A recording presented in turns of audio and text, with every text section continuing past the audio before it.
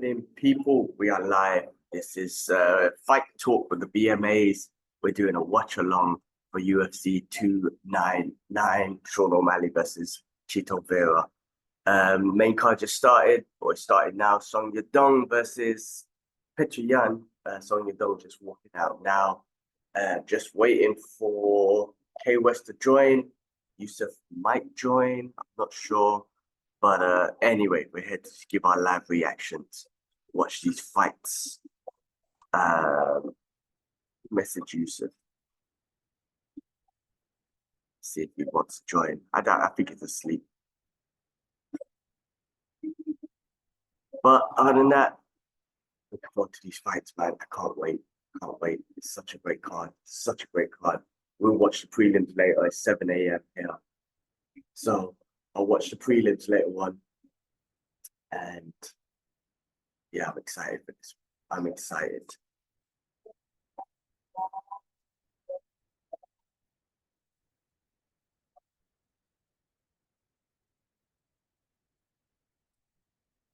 Let's see what's happening with this fight. I mean, this is like one of those was it opening of the guard? Well, changing of the guard, that's changing of the guard, maybe. I mean, if Petr, if Yadong beats Petr, takes him up another level. Petr, he's been on a losing streak, considering from that championship with Aljo. From there, it's just been kind of down, right? So let's see if he's still up there, man. If he's still got it. Oh, I need to get the sleep out my eye, man. Wait for K West. Thailand still. So it's a nice time for him. It's like time with 9 o'clock for him, 10 o'clock.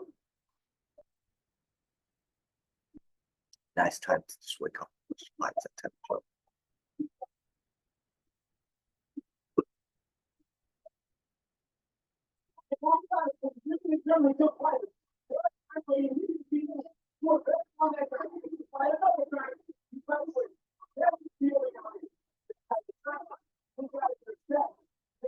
Oh man.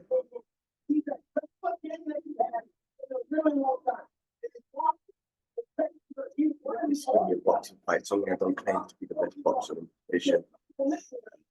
I don't know why it's going up there. It's not that fight, but let's see.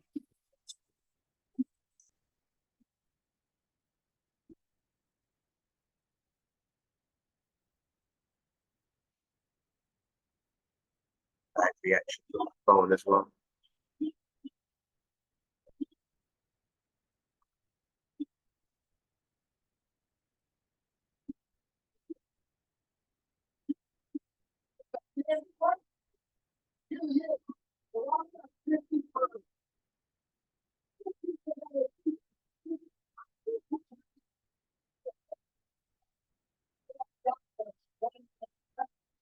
About Marab next to the type of shot. Peace. There we go. Somewhere slips joining.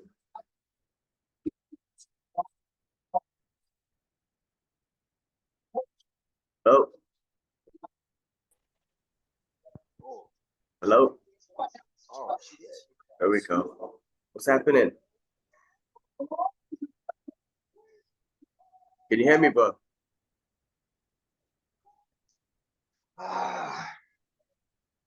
Assuming can't hear me? Okay.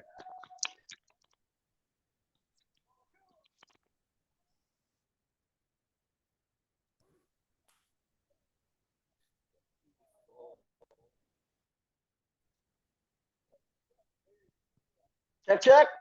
Yeah. Can you hear me? Can you hear me? Yeah. Is it clear or is it choppy? Nah, it's so far so clear. Okay. Good morning, my friend. How are you? What's happening, bro? Yeah, I'm good, bro. How you doing? I'm well. No, real well. I'm glad that I managed to wake up. I missed the early prelims. There was some shit on that, man. There was some real good fights on that. I missed all of that. gonna go back and watch it, man. You were spoiling it on the Instagram, on the group, so I didn't look at it. I was like, I saw something. Good, I was like, why? good, Why good. my guy spoiling things on the WhatsApp, man? You know better than that, bro. You know what it was? It was like, let me keep you up to speed. So when we talk later, you're like, oh, I've seen that clip. I didn't even talk about it. I don't know. Oh, okay, we'll talk about it later. That's what I was trying to do. I was like, let me keep you all this stuff so that when we have our conversation, you already know. Not, Okay. I'll watch it later. Well, I didn't watch it. Anything spoilers, I just ignored it. But the first fight's just about to start. Well, first fight for you anyway. Yeah, on the main card. Yeah. Just refresh it so it's a bit more smoother. What time? We're already recording, by the way. Yeah, so. I know. What time you had on this? You get a little. What's that? Now your sound's a bit crackly, man. Yeah, I don't know if you got that headphone on. I do.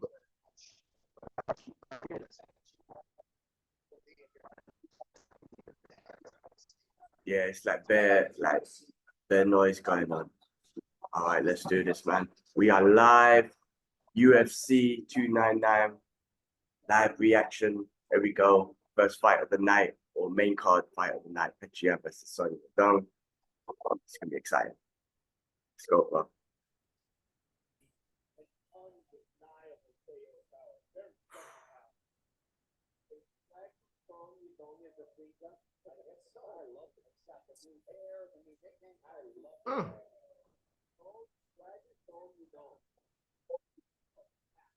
Are you 4 minutes, 20, 23 seconds?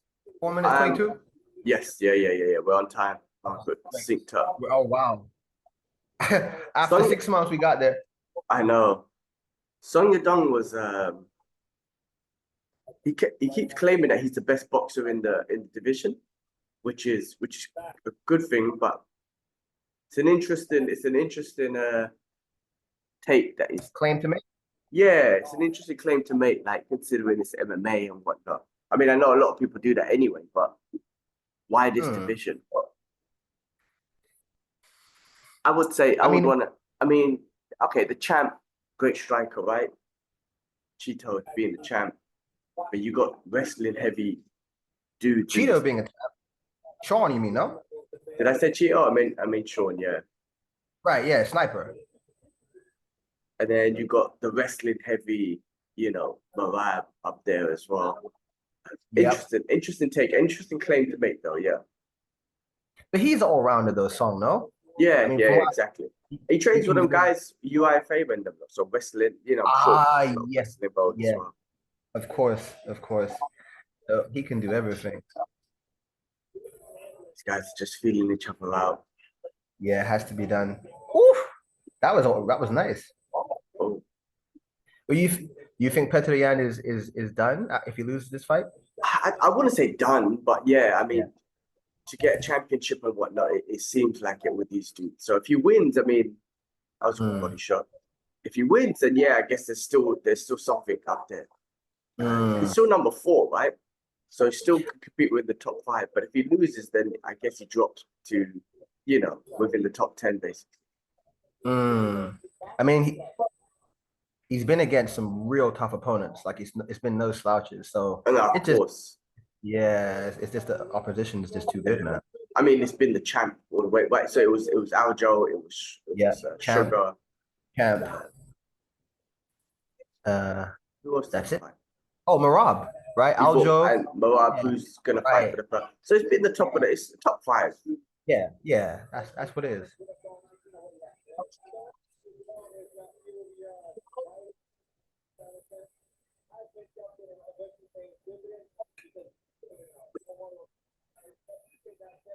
Wow.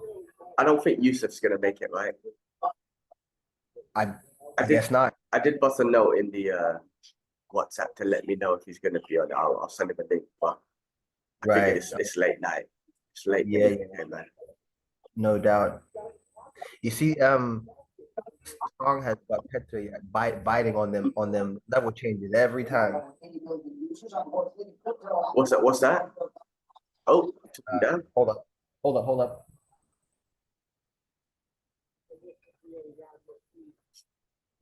Kick, took it down. Song has put fear into Petr by feinting for Good. takedown. Oh, He's okay. Yeah. He's biting on him. He's got a tripod. Oh shit! Nice. That was a wow. good scramble. Wow. The Grammy roll. He just followed him. Talk us through this. What would you do if you were Petr in this position? What would be your move? Oh man, I love the way you asking me like I'm a wrestling expert or whatnot.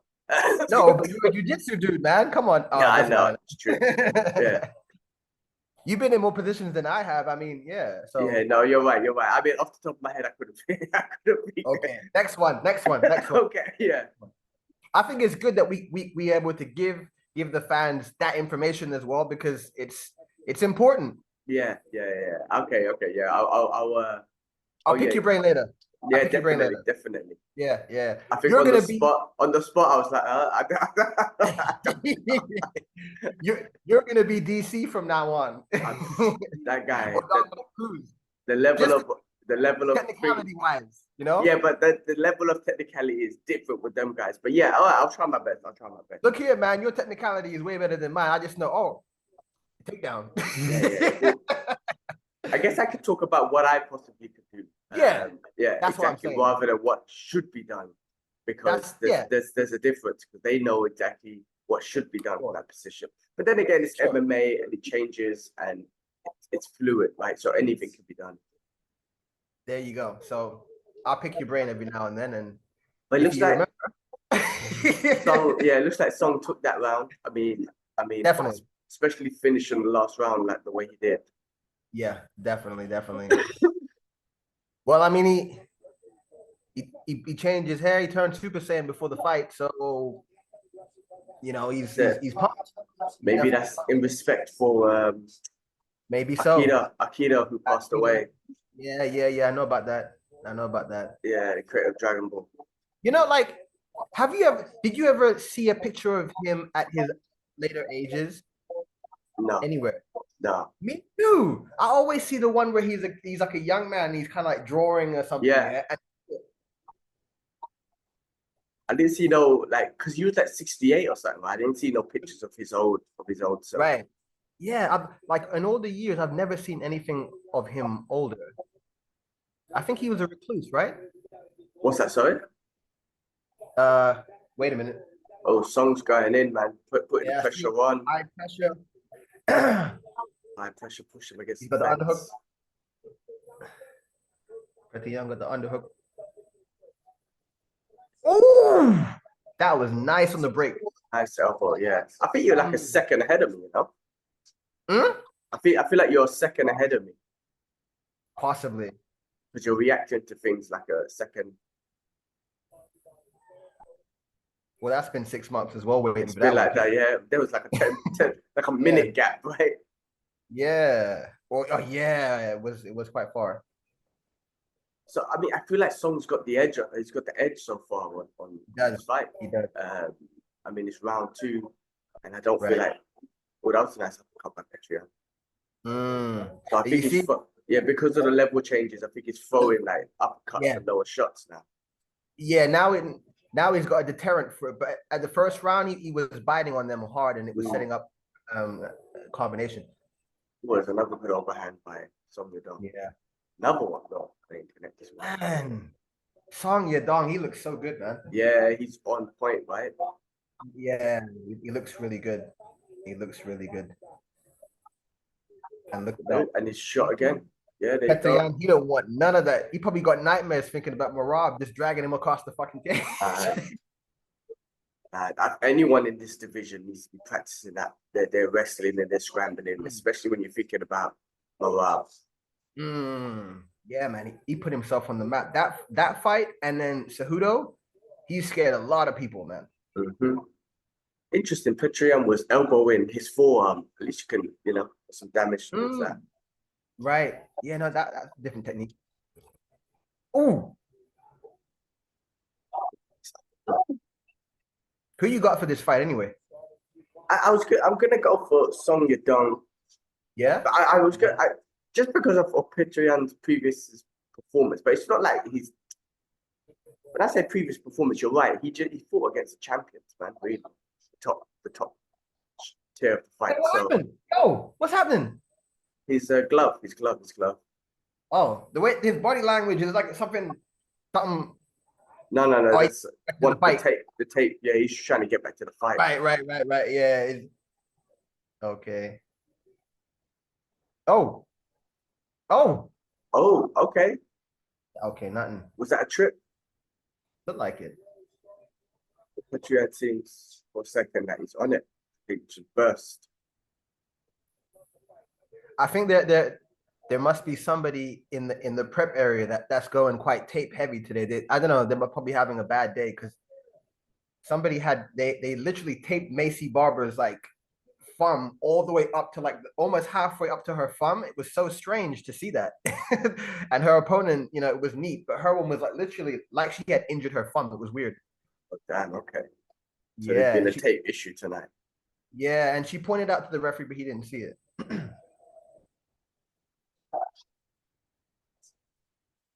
So open fight, huh? I'm still thinking Song Yadong's got the edge.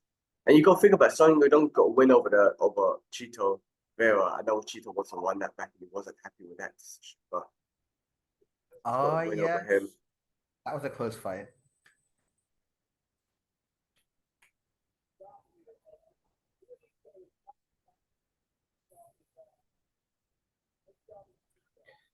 Petr footwork is impeccable as always. Oh, look! Double uppercut, right? Double uppercut, yeah. Oh, ripped to the yo, nice body shot. I feel the finish is coming from someone. Nice head work as well. Now they are boxing. This is yeah. Talking about best boxer in the division. That was nice. Lovely shot. Yeah, that was beautiful timing. Beat him up. That was really nice. And he swooped the legs to the left. That was nice. He needs to posture up and do some damage and make this position count, not just lay on. I feel like, you know what? He could have taken the edge on this fight just because of the last bit of strikes and then that takedown. Yeah. Just do some damage down here. He needs to make this count. Post up. Damage. There we go. Yeah. Yeah, it's a big way to end the round, man. Yeah, it is. 2-2? You reckon? 2-2? I think so. Yeah. Go on, Petr.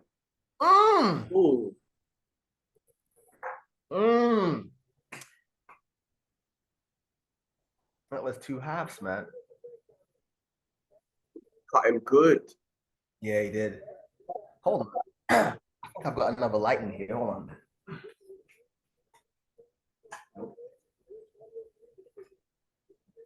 Fresh on my side, man. There we go. What's that? I always do a refresh between rounds. There's for some reason like it gets to a point. Better. It gets to a point where it starts to happen to buffer and shit. So every round I just refresh it. Refresh the thing. But I just saw an update like end of this month. This UFC Arabia, I need to sign up to something else called Star Plus or some shit like that. So that's going to be the new home of UFC. I'm out. Fuck's sakes, like let's see how that. It's going to be a new challenge trying to figure that out. Because I got a yearly membership with this. So what happens? You know what I mean? Said yeah. So what happens? I think they steal my money. This is what I'm saying. Like I think they're going to end up stealing my money because they're like UFC Arabia is going to discontinue. You have to sign up with this. I'm like, so what happens? You guys just rob me for like however long? Anyway, round 3. You need to email them and tell them to transfer that shit. Otherwise. Dumb bastards, man. Everyone's a crook. Everyone is a crook. Round 3, man. Starting fast. I think whoever wins this takes the fight. Of course. Unless, of course, there's a knockout or knockdown submission. Oof. Oh my god. This is a going at it. Yeah. It's back and forth. Yeah. Oh, look at that. That was a lovely. What do you call that? It's like didn't he go for the Ferguson used to go for something like what the Imamari roll or whatever you call it. Oh right. It looked like something like that. Or he shot or he could have gone for the ankle pick or just I think he was shooting wide for a single. Minari, yeah. Maybe it Interesting. wasn't an Imanari roll because you have to kind of No. go on your back and try and go for a leg lock. But Right, like like he went for a wide single, like low single. the Imanari guys, Ryan Hall. Remember, he Yeah. tried that shit against Ilya Tapora, and he go fuck. Yeah, that wasn't good.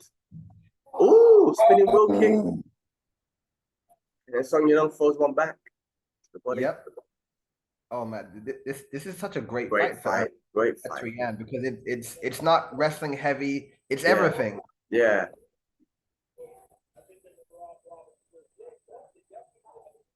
Ooh. That okay. So Oh, okay. leg. First Nice. leg. Oh, look at that balance. Look at the. Oh wow. Oh man. And then Petr shoots. This is Mm. great, man, because they're Yeah. striking, they're shooting, they're This is making each other exactly think. this is exactly the fight that he needed. Yeah, he whips to the body good as well, I have to say. Yeah, he does.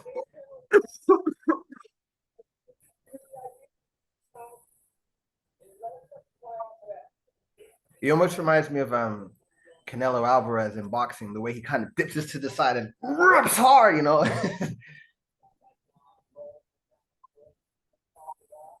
Ooh. Significant strikes in round 3 is even, boy. 18 and 18. Yeah, Ooh, yeah. Song Yadong shoots. He doesn't get it. No, I mean, Nice. I think whoever like if someone finishes on top, like they would like steal. They could steal the round because this is such an even on the understanding. Yeah, absolutely. It's gonna be a factor. They're gonna have to leave it all in the line in the next minute. Yeah.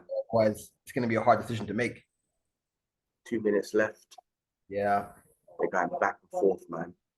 Mm.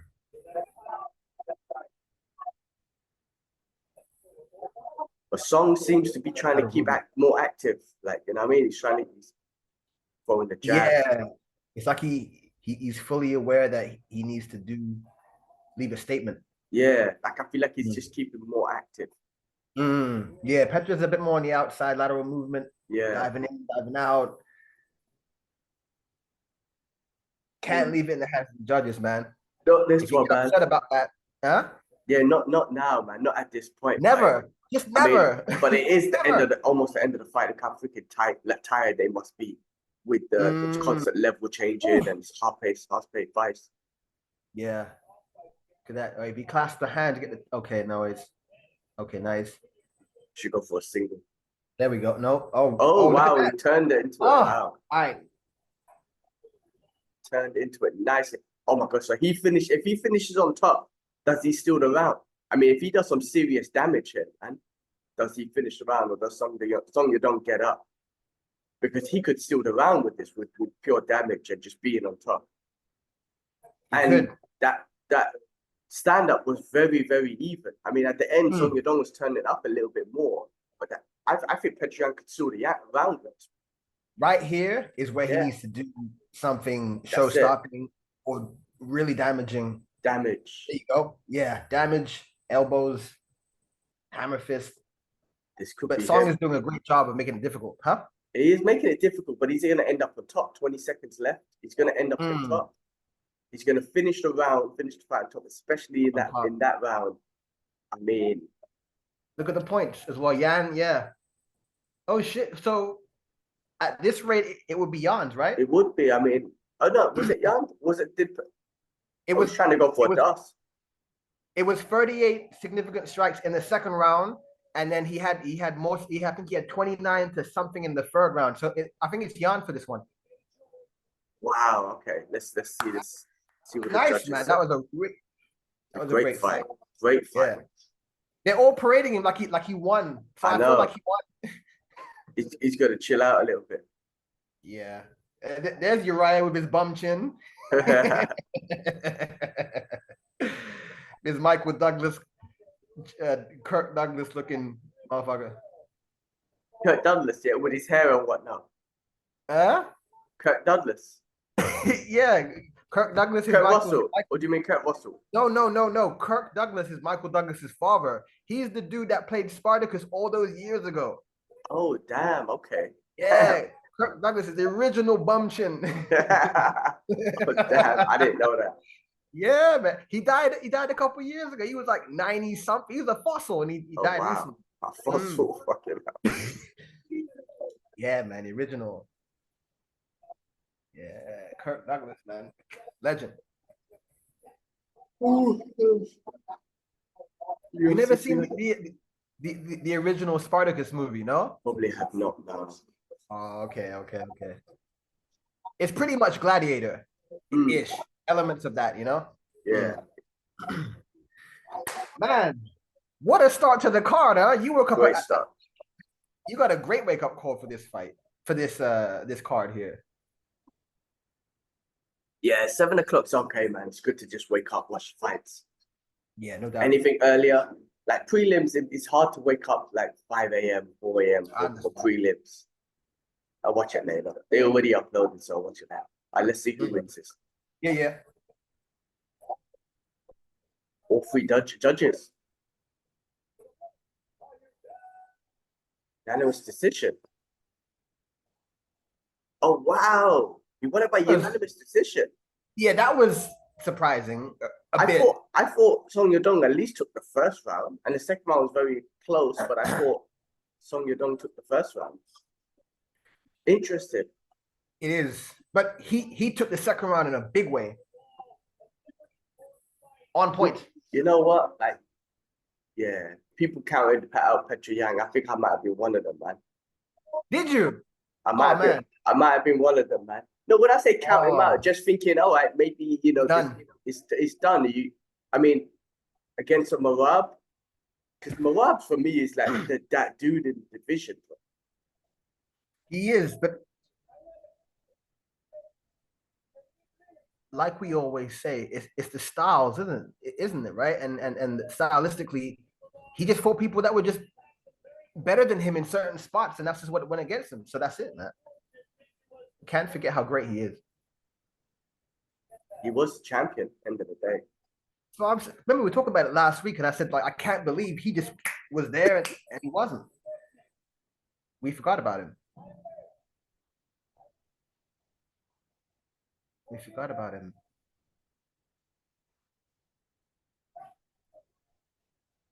Who's he calling out? Yeah, man.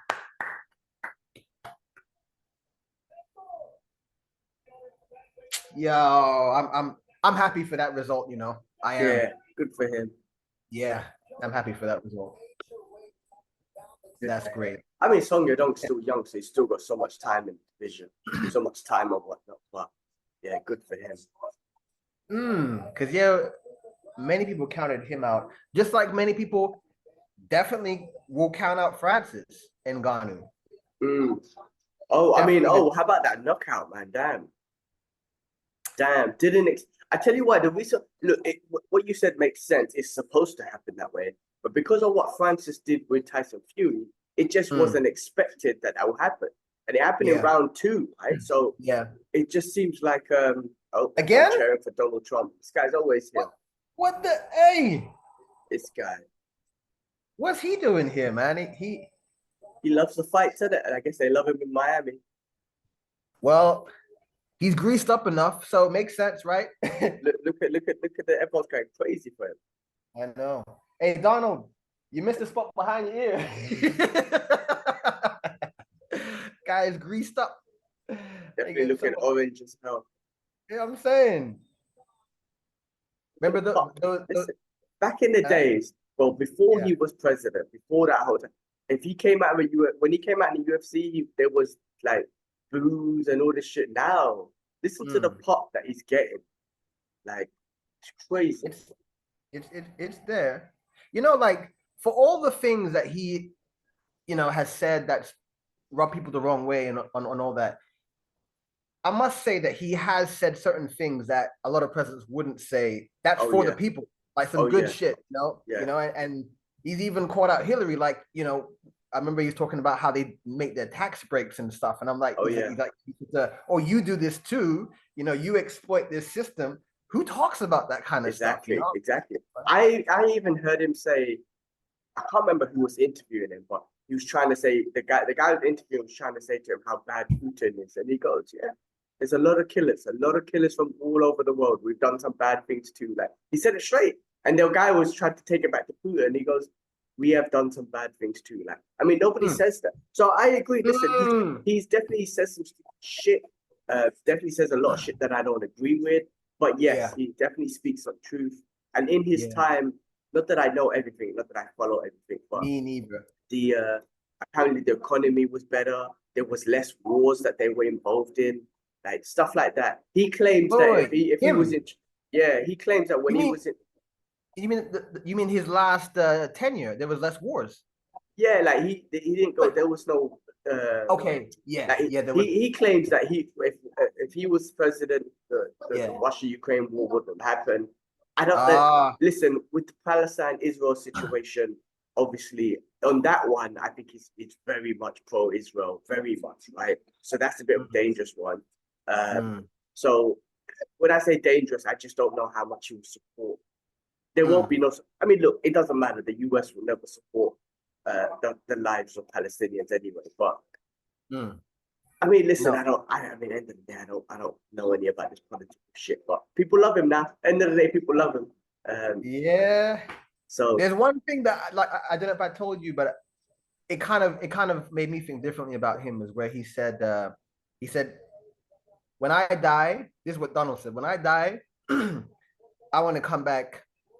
No, sorry. Yeah, he said, when I die and come back, I'd want to be a black man, an American, an African American. And they said, what are you talking about, Don? He said, yes, because they are like, the most kind of dangerous, smartest, intelligent people in this country, and people fear them because of all their attributes. But that's where I want to be. And I started thinking about. That's interesting. I never heard him say that. That's interesting. I mean,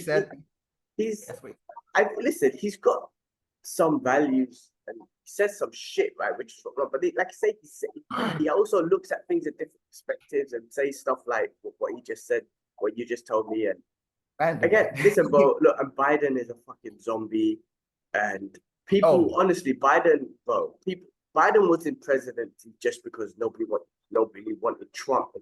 It wasn't because Biden was great. Let's be real, right? It's just because nobody wanted Trump. But I mean, it's still weird though. It's still weird that the biggest superpower in the world that controls the biggest army in the world has only got choices between someone like Biden and Trump, where they're fucking both of them plus 70 and shit. It's weird. Money talks, isn't it? Right? Whoever gets the more ears of the people and shakes the right bankers' hands and whatnot, they get the support and they get the nod. There's something else to it, but yeah, it's weird. It always but is. You're never gonna. The fact of the matter is, you're never gonna fully agree with someone, and you're never gonna fully disagree with someone. Even if there's someone that you disagree, someone who hates me because of the color of my skin, my religion, my face, everything, right? I bet you there's something we will agree with. There's something out there. But people don't want to find that. It's hard to find that with someone that might want to hate you or have different views to you. Like, that's what people concentrate on. Oh, we got this disagreement. That's it. But okay, well, what do we have in agreement? Do we both like hot chocolate or something? I don't know. Let's find what the fuck we have agreement. Anime. But that's a hard thing. That can be hard, especially like, depending how deep the disagreements get. But anyway, listen, I don't know shit. Oh, it's to add to that, like I think we said before, I'm saying this right now, is that every interaction you have, negative or positive, you got to find at least an ounce of, like even a shred of information that's valuable to you that you can use. And that's it. Don't hold any attachment, don't hold any hate, nothing. And that's difficult to do as well. But if you can at least learn a piece of information from this positive outcome or this positive interaction or this negative interaction, you won something out of it. You can do better with that. And it's difficult that way, isn't it? Because you always see the negative and the disagreement and the hate and whatnot. I mean, it's hard. There's so much it's to, how there is so much to learn. Also, it's so important to learn just the perspective of that other individual, even if you don't agree with them, but just to see where they're coming from. I was listening to this book. What was it called, man? It was called shit. I'm just trying. Let me try and pull it up. But it's basically. What's it about? What are you saying? Drop some knowledge, man. Yeah, no, let me try and find the name of the book. Oh, okay.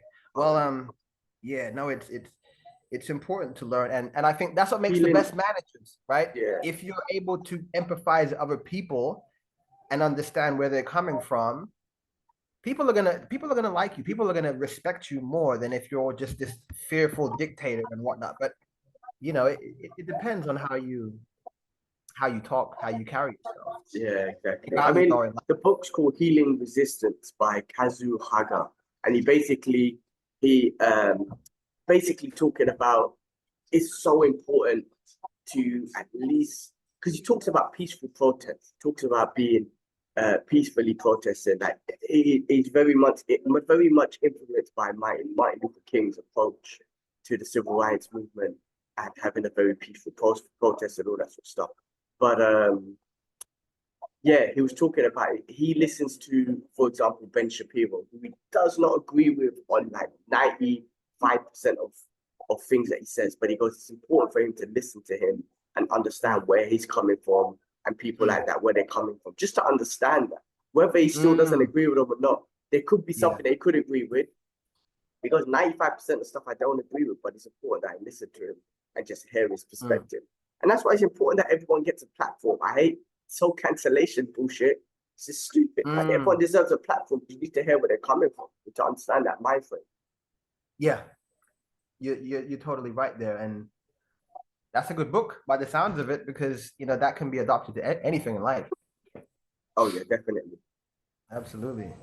But yeah, you know, everybody has this God complex, and they're kind of wrapped in their own self-importance that nothing else matters, nothing else is valid. What I say is this, and the information that I've gathered is the fact, and it's the gospel, and it's the dogma, and then nothing else is important. And that's what it is. And then, you know, if you come with your ideas, okay, I'm going to cancel you. What's that? Let's have a conversation. It's dumb, yeah. So I don't know how we got to a position. I mean, emotions flare, but I think that if you just get to a point where like, okay, well, listen, let's just agree to disagree. Like, you're not going to believe my perspective. I don't believe your perspective. This is why. Let's leave it. Let's go have a cup of tea and just talk about fucking fights or something, man. Something we do agree on. Right. And that's where you have higher level conversations with people, is when you're able to say, look, this my view is up, your view is down. Great. Let's move on and talk about philosophy or something else. Like, we don't have to clash, and I can understand what you're saying and you can respect my point, and vice versa. And we move on. But these people with these narrow-minded, just childish behavior, they're just like, oh, well, I don't like this and I don't like you. And oh, by the way, you're black. Yeah, it's just dumb. All of this, it's emotions. It's emotions what take over. It's not even like the facts, the knowledge, your perspective. Emotions take over, so you don't even get a chance to really put your perspective out there because you're too emotional. Like, no, like, it's hard. I get it. If someone was trying to disrespect, for example, I don't know, me and my religion, I'm sure the first thing I would have to do is like, okay, control the emotions, right, and then explain to them. But if I haven't controlled my emotions first, no, I'm right, Islam is like, no. First of all, control your emotions. And then after, you have to realize, like, it comes down to it. You're just going to say, listen, just the way I feel. Let's just leave it to that. And then walk away. Like, you know what I mean? But if the first things is defense, then the emotions take over, then you've already lost. Yeah, I've lost. I'll never be able to get my perspective across. I'll never be able to explain why I believe what is better for me. You start screaming and shouting, you lose. It's normally the case. That's why Sun Tzu was such a great practitioner and great, you know, war mind. Even though what his teachings were built on the idea of war, the art of war, you can use it in any aspect of life. And one of the teachings was about controlling your emotions. You know, if you know that your opponent, you already know if your opponent is highly emotional and you're not, you can use it against them. Yeah. So it's just about that. Everything is a battle, you know, and just Yeah. being able to control your mind and figure out how to get out of I that mean, battle on top. this is a perfect example, man. The This is a people who perfect example. do the trash talking and try and get in people's head. I mean, Right. Miyamoto, That's a battle, right? the That's Book a of battle Five, of words. the Book of Yeah. Five Rings. What's his name? Miyamoto Mishashi or whatever his name is. He used to do that when he used to battle. Like he used to show up late, so his opponents would get frustrated. Like just little things And then, to get the I mean, it's all battle, man. It's is that Gilbert Gorilla versus Warfare? Della Maddalena. 10 years difference between the two. Wow, yeah, youngster.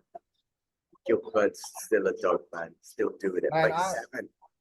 I love Gilbert Burns, man. I think he's such a happy-go-lucky guy. He's a great fighter, and I like. You're right. I like listening to him talk. Huh? I like listening to him talk. He's got a nice energy about him. Yeah, almost like Junior Dos Santos. Yeah. It's just yeah, you're right. Just a happy go. And like I don't want to beef you. Okay, we got to fight, but I got nothing bad to say against you, man. Like let's hug and fight after. He seems like such a nice guy, man. Yeah. Do a little refresh.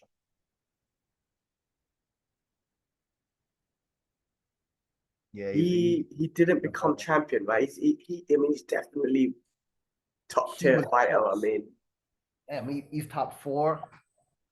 He was unlucky with Usman. He rocked Usman. Remember? He dropped him. Yeah. In that first one, got too carried away. Perfect example of someone who came up a weight class. Yes, because he was right. He was in the lightweight. Yes, go on. Sorry. No, I'm just saying he just drained himself, I guess, too much. But coming into this weight class, it's just been amazing for him. Yeah, and you can see his body is a lot more filled out, a lot more like stockier as well.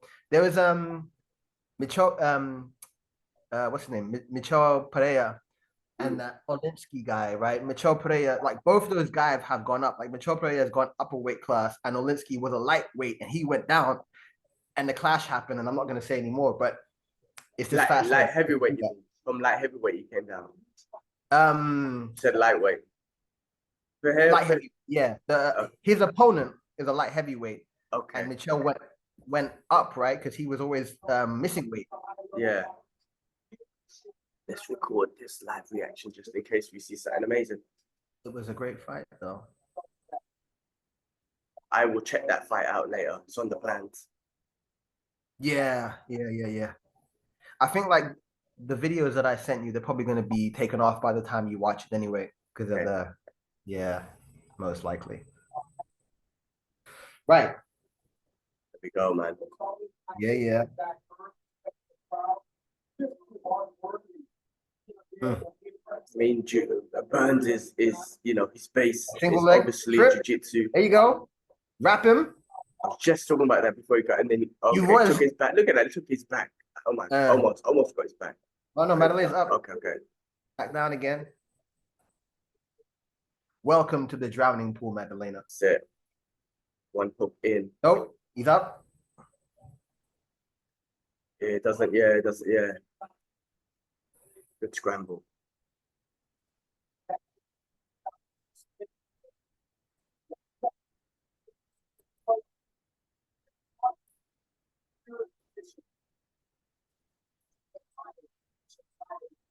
This makes sense, this kind of fight, I think, man. Yeah. Like Gilbert Burns. I mean, because his striking's still freaking amazing, Gilbert Burns, man. Considering being a jiu-jitsu guy. And not just any jiu-jitsu guy, like world champion. World champion, black belt. And he's great at wrestling. Like I said, he's one of those guys that puts it all together, even though he's come from a whole different sport.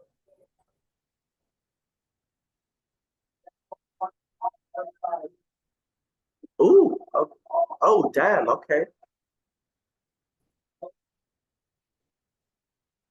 That knee was, that was interesting.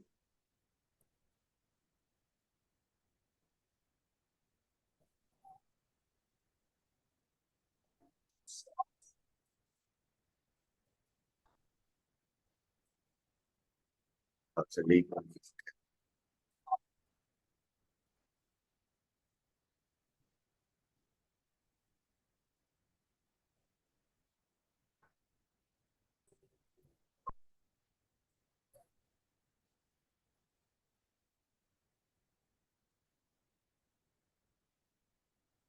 Hey, oh, they're still feeling each other out, look like.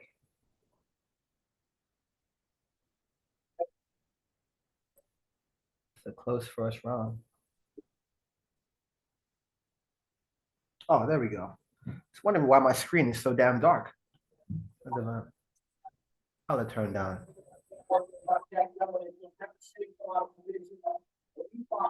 Ooh. Ooh. Yo, looks like Maddalena has a better reach than Gilbert, right? Because I see Gilbert has to really charge in to get anything off. Mm. They're not close. He charges in a lot. Yeah, man. I guess Maddalena's getting his distance. Pretty good, managing his distance well.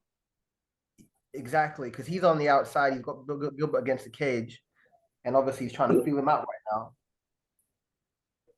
Touching, setting up that left. There you go. Yeah, you touch him with the right, with the left.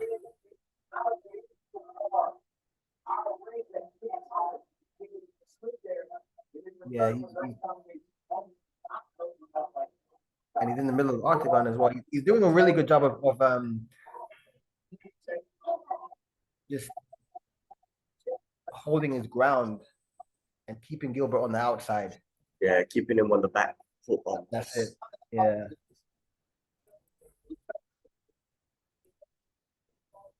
That's it. Feeling out process.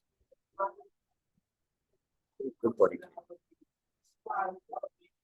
Nice.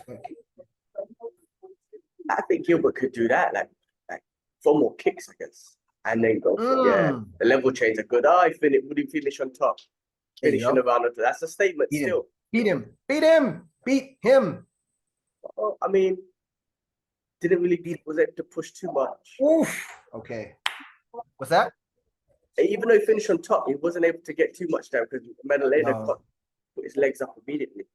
Yeah, he got out of that one. What do you think of that round? That was even? It's a tough one because Gilbert obviously pushed some patience, some of the wrestling, but Maddalena did not accept any of it, right? He did not. At the end, even though he ended up on his back, he was still throwing up kicks and striking wise. I feel like Maddalena might have taken it. Nothing too significant, but just being able to connect a bit more clearer just because of the range, mate. Yeah, no, it looks like Gilbert's gonna have to figure out a way to get inside so he can do damage. Otherwise, it's just gonna be at the arm's length situation, you know. I think if Gilbert throws like more kicks and then shoots, keeps that right, because I feel like when Gilbert's throwing body kicks and whatnot, they kicks connecting a bit more. Yeah, he is catching him with those. He doesn't. Jack doesn't check many kicks by the looks of it. I think we often forget the effectiveness of leg kicks. Sometimes you get a bunch of fighters who don't use them, and you forget, and then you get some who do, and you're like, oh my god, like why don't more people use this technique? I mean, definitely. I mean, calf kicks is definitely the one now everyone's using a lot, but but there was a time when nobody was using it, and then somebody came back, like Justin Gaethje came out of nowhere and started smashing them, and before that it was Jose Aldo was known for leg kicks, and he stopped using them, and then we kind of Barbosa stopped that 2 fighters with leg kicks. There you go. Jose Aldo stopped Faber in WEC. Oh, good shoot. Scramble, good single.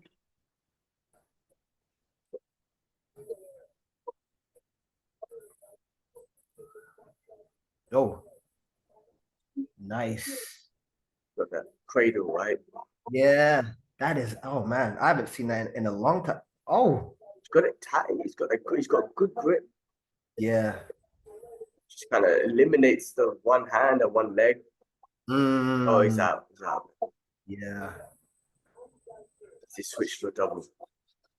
What's the big hype with Jack Maddalena? Like, has he just beaten some good names or what? Because people really love him. Yeah. Let me see who he's beaten. Jack Maddalena. Because he gets a lot of love.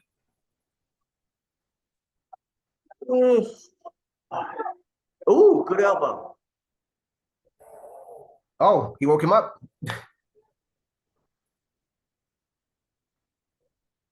Okay, so he's an Aussie, which is clear. Oh yeah, he's okay.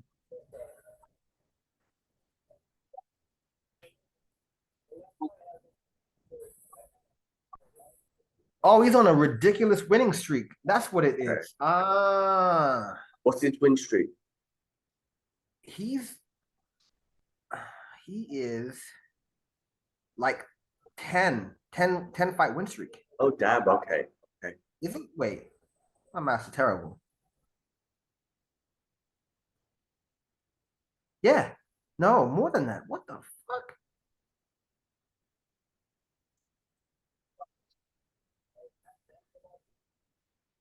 Oh damn, it's tough. Yo, he's on a 16 fight win streak, man. 16 fight win streak, damn, okay. Yeah, he hasn't lost since 2016. How many fights has he had in the UFC? He was on Contender, right? He was on a Contender, right? Right, yeah. So when he won the Contender competition, he was 10-2. And then since then, he hasn't lost a fight. And that was 2021. So he hasn't lost no fights in the UFC, basically. Okay. And he's fought in Kevin Holland, Basil Hafiz, Randy Brown, Danny Roberts, Ramazan Emaviv by TKO. Now I understand. Oh, a big right hand.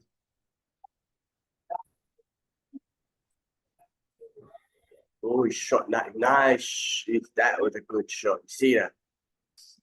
Yeah. Beautiful shot. But Maddalena's not.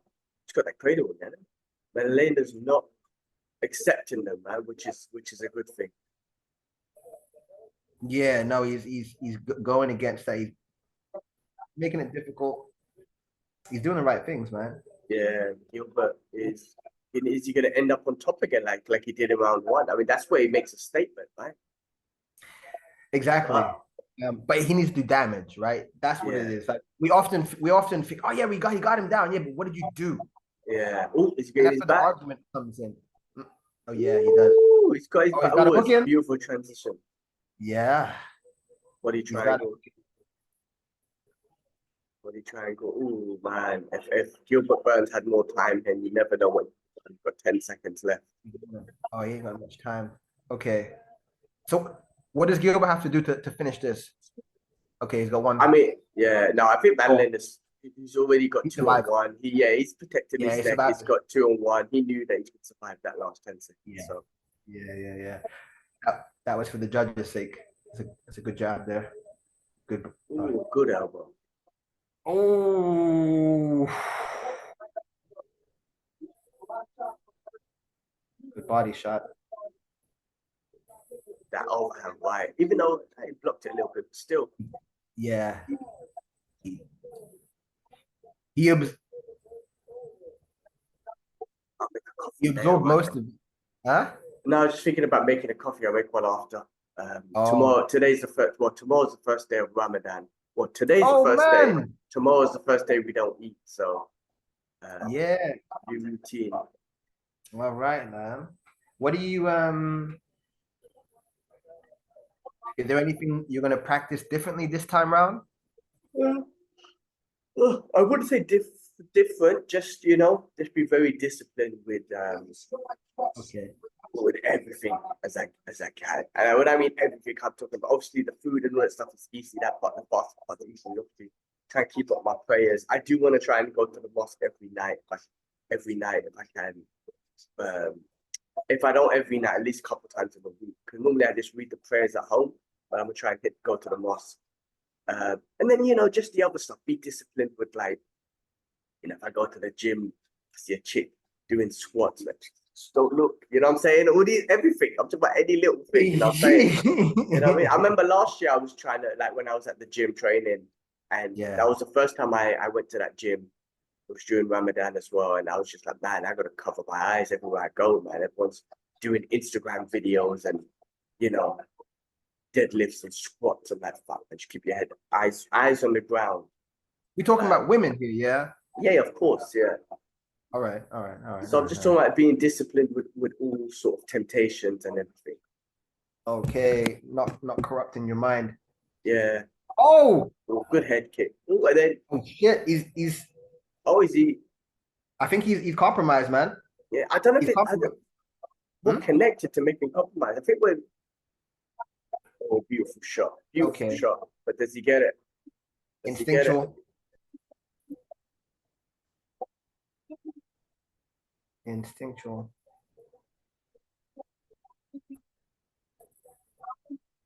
That's a great way to buy himself some time to get the cobwebs out. Okay. Oh. Oh, wow. Yeah. Got the underhooks. Buy him some time. Ooh. But Jack took great takedown defense. He does. He's very flexible and he just moves with everything, and he's quite smooth. Did I just call him Jack? Is it Jack Della? It's Jack Della Maddalena. Okay.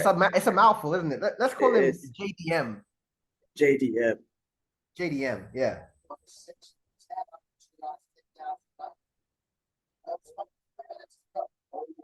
Yeah, he's got a double barrel name.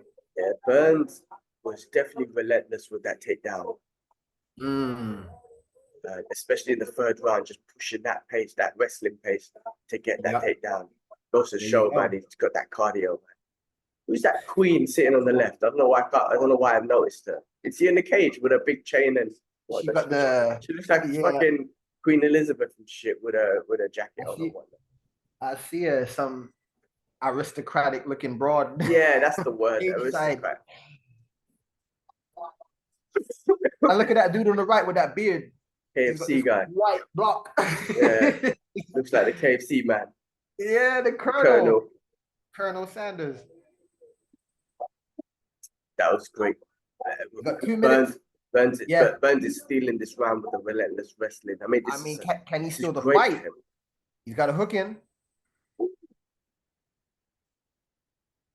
Can he steal the fight? Because it's not like it's still kind of been kind of like a close back and forth. Finished. I think Della submit him. I think Maddalena's definitely took a little bit of the edge, maybe. But yeah, listen, jiu-jitsu is his thing, man. Maybe. Wow. Oh wow, great scramble. Wow. Wow. Oh, through that knee. Oh my god, that knee. Oh shit. Hey, it's done. Oh my god. Oh shit. Is he gonna finish it? Wait, is he finishing it? He's surviving. Wow. Oh, come on, it's done. It's done now. Wow. Oh my god. Wow. 17 win streak, my man. It's the way he finished it, man. He scrambled out and threw that knee immediately. Immediately he threw that knee. Oh my god, man. That was reminiscent of Jose Aldo, Chad Mendes. Wow. Remember that fight? Yeah. But this was like the grueling defense he was doing with the wrestling. To immediately just scramble the way he did by using the fence and then throwing that knee led to the end. Man. That was crazy. Let's watch this replay. This was crazy. Look at this. Use the cage, rolled around, got wham! Immediate knee, bam. Yo. Wow. He anticipated what he was gonna go for. Right? Immediately he thought Gilbert's gonna go for the shot and then just shoot that knee. Wrestling heavy. Wow. He made it too predictable, Gilbert, Go shooting. Yes, from one perspective, but then you never know, right? Because the scramble happened and how tired they are. Do you know what I mean? Yeah, for sure. I hear that. But it it just reminds me of the same thing with Chan Mendes and Jose. Like he had him in a similar position, not similar position, but he had him in a single leg or something. They broke up. He turned around. Chad went down again for probably another takedown, and bam, you know. Oh man, poor Burns. There was a chance that he could have stole that, man. Yeah, I mean, it would have been a close decision. A close decision, I would have said. Wow. He's the real deal then, no? Oh, yeah, no doubt about it. Jackie Boy is the real deal. No doubt about it. He's gained my respect from that fight, man, because I didn't know much about him. I just hear he's liked, he's hyped. The UFC promote him a lot. And now I see why. I'm gonna put a little short up. I got it recorded. That was a good reaction. Wow.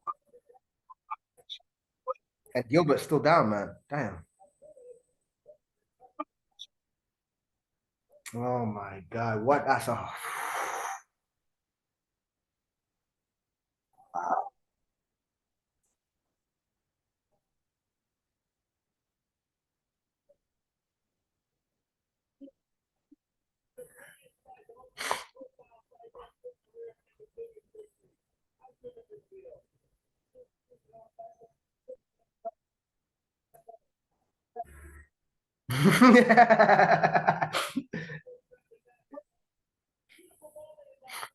Cash and dash, yeah. That was, man, just got the fuck out of there, waited for him. Scramble, man. That was it, man. Bam. And the momentum of Gilbert was moving forward as well, so it just made it even more emphatic. That's it. Wow. Nah, man, he's real deal. He's the real deal. And you got to think about how tired he must have been defending that wrestling. This is what I'm loving, like defending that wrestling. It was grueling. All that, so it just scrambled straight. Man, that's so nice. And to just be so creative. That's it, man. Decisive in that moment. Mad. Damn. Yo. Damn, man. That guy, he's something else. He's something else.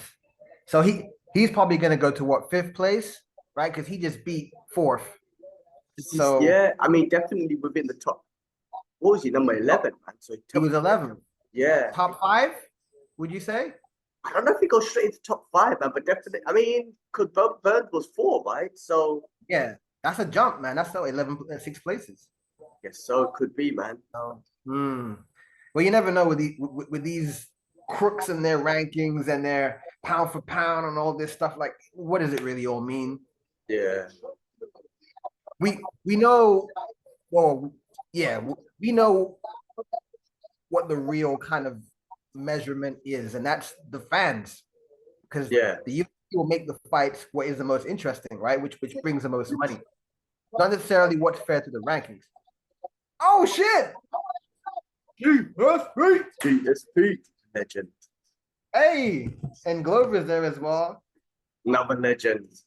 Yeah.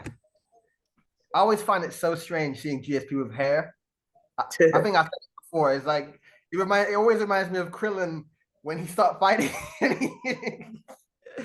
in Dragon Ball Super, and he had like some thick wad of hair. Did you watch that? Not Super, no, I didn't watch Super. After Boo Saga, I kind of fell off a little bit. Fell off it. Okay. Well, anyway, relevance is that after that had happened, he became a cop. He stopped training martial arts and he grew his hair out, and obviously he married the android and had a kid. Oh yes, yeah. Yeah. And his hair kind of reminds me of what's the name? Next fight's fucking massive, man. This is what I'm saying. This is we're gonna see what's up. Can he do that highlight reel shit in here with the big boys? Let's see, man. I think you should definitely not underestimate him. Definitely not underestimate what he can. I don't. I mean, I'm not saying us, but I'm talking about his opponents. Like, you know what I mean? Oh, I mean, they're just going to welcome him with open arms, right? And then everyone's going to wait and see what he does. But he's well known for what he can do. So let's see what he does do.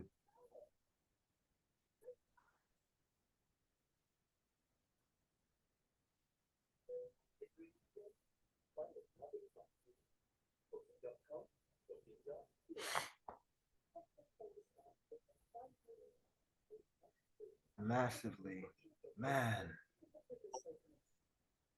I feel like I'm more excited for this. No, wait, actually, no. Let me. This is definitely, bro. This is for the last 3 fights of this card. I mean, all of these fights are amazing, but the last 3 fights of this card, I mean, come on, bro. MVP. This like it's so exciting to see. But I used to watch Bellator and those promotions just when he used to fight. Like, I'm gonna be real.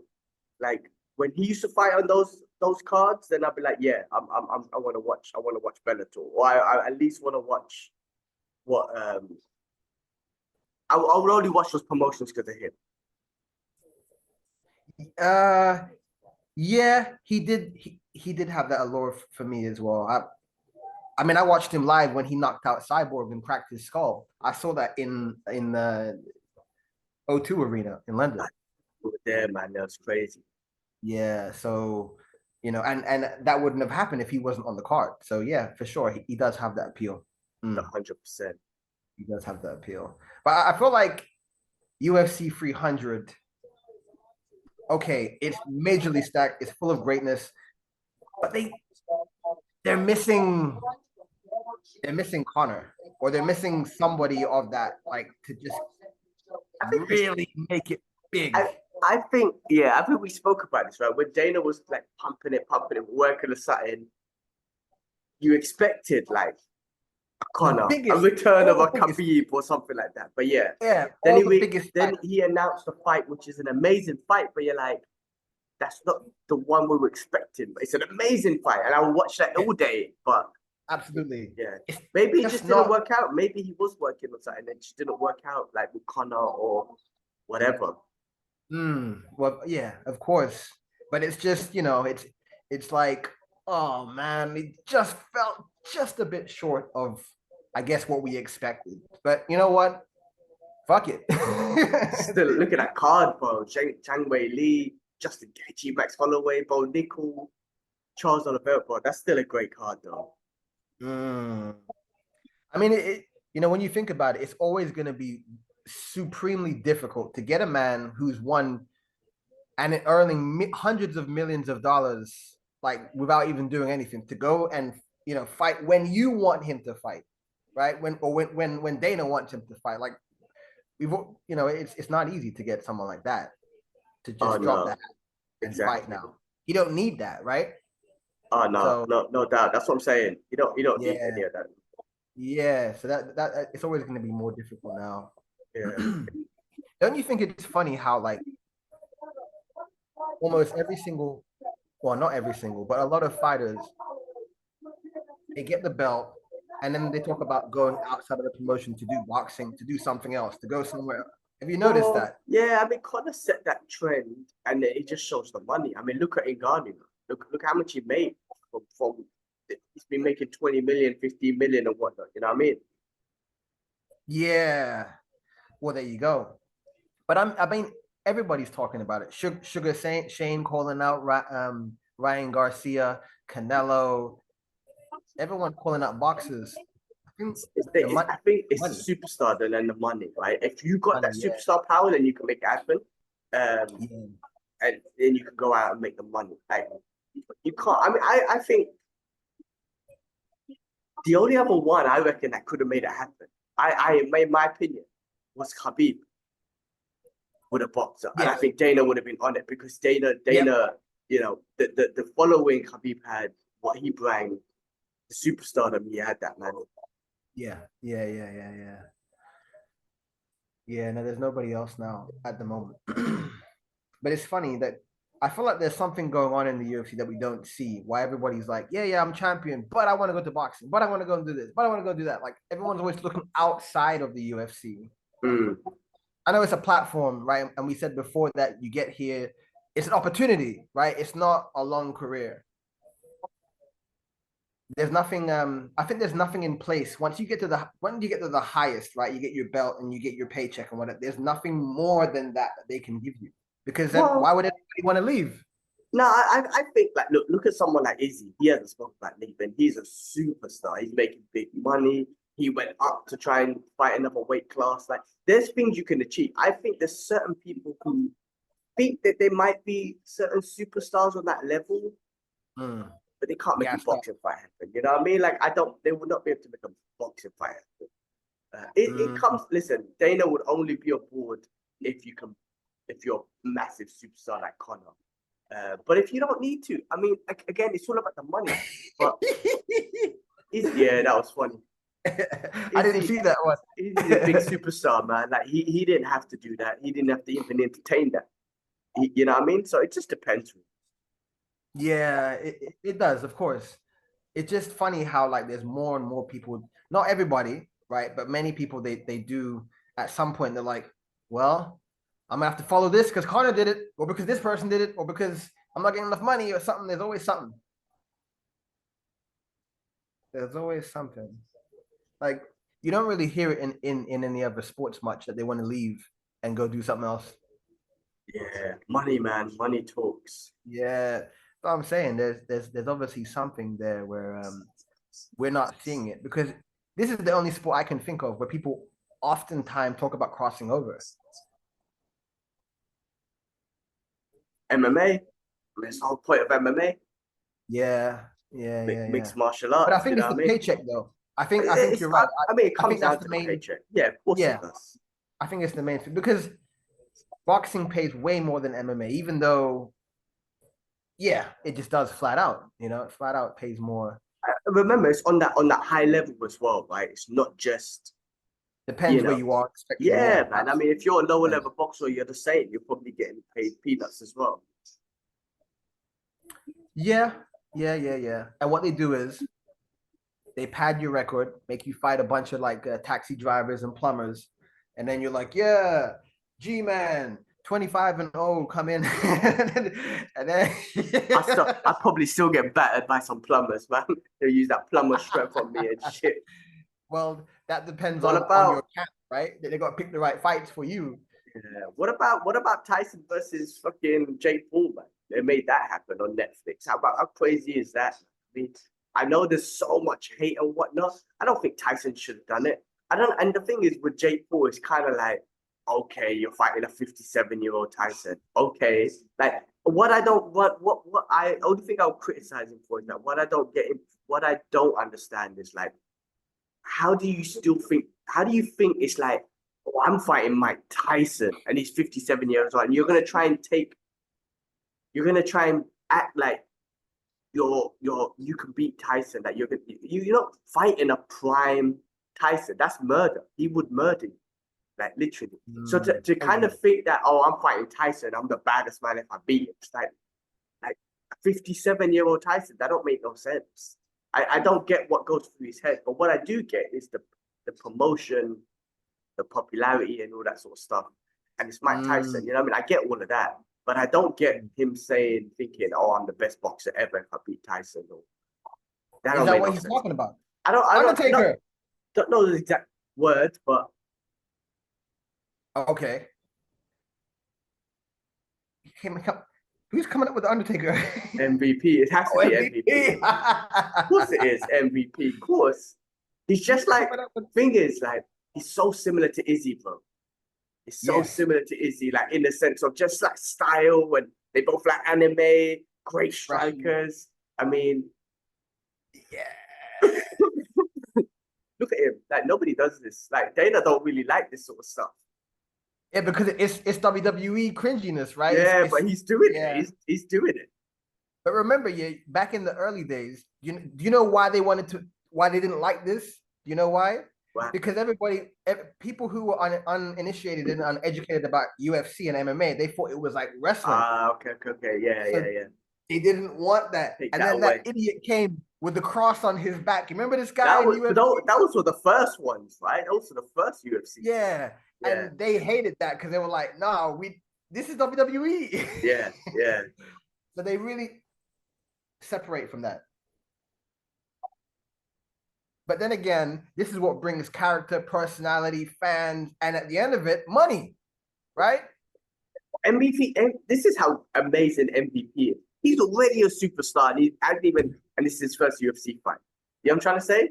That's bro. If he can do this in the UFC, he will be a massive superstar.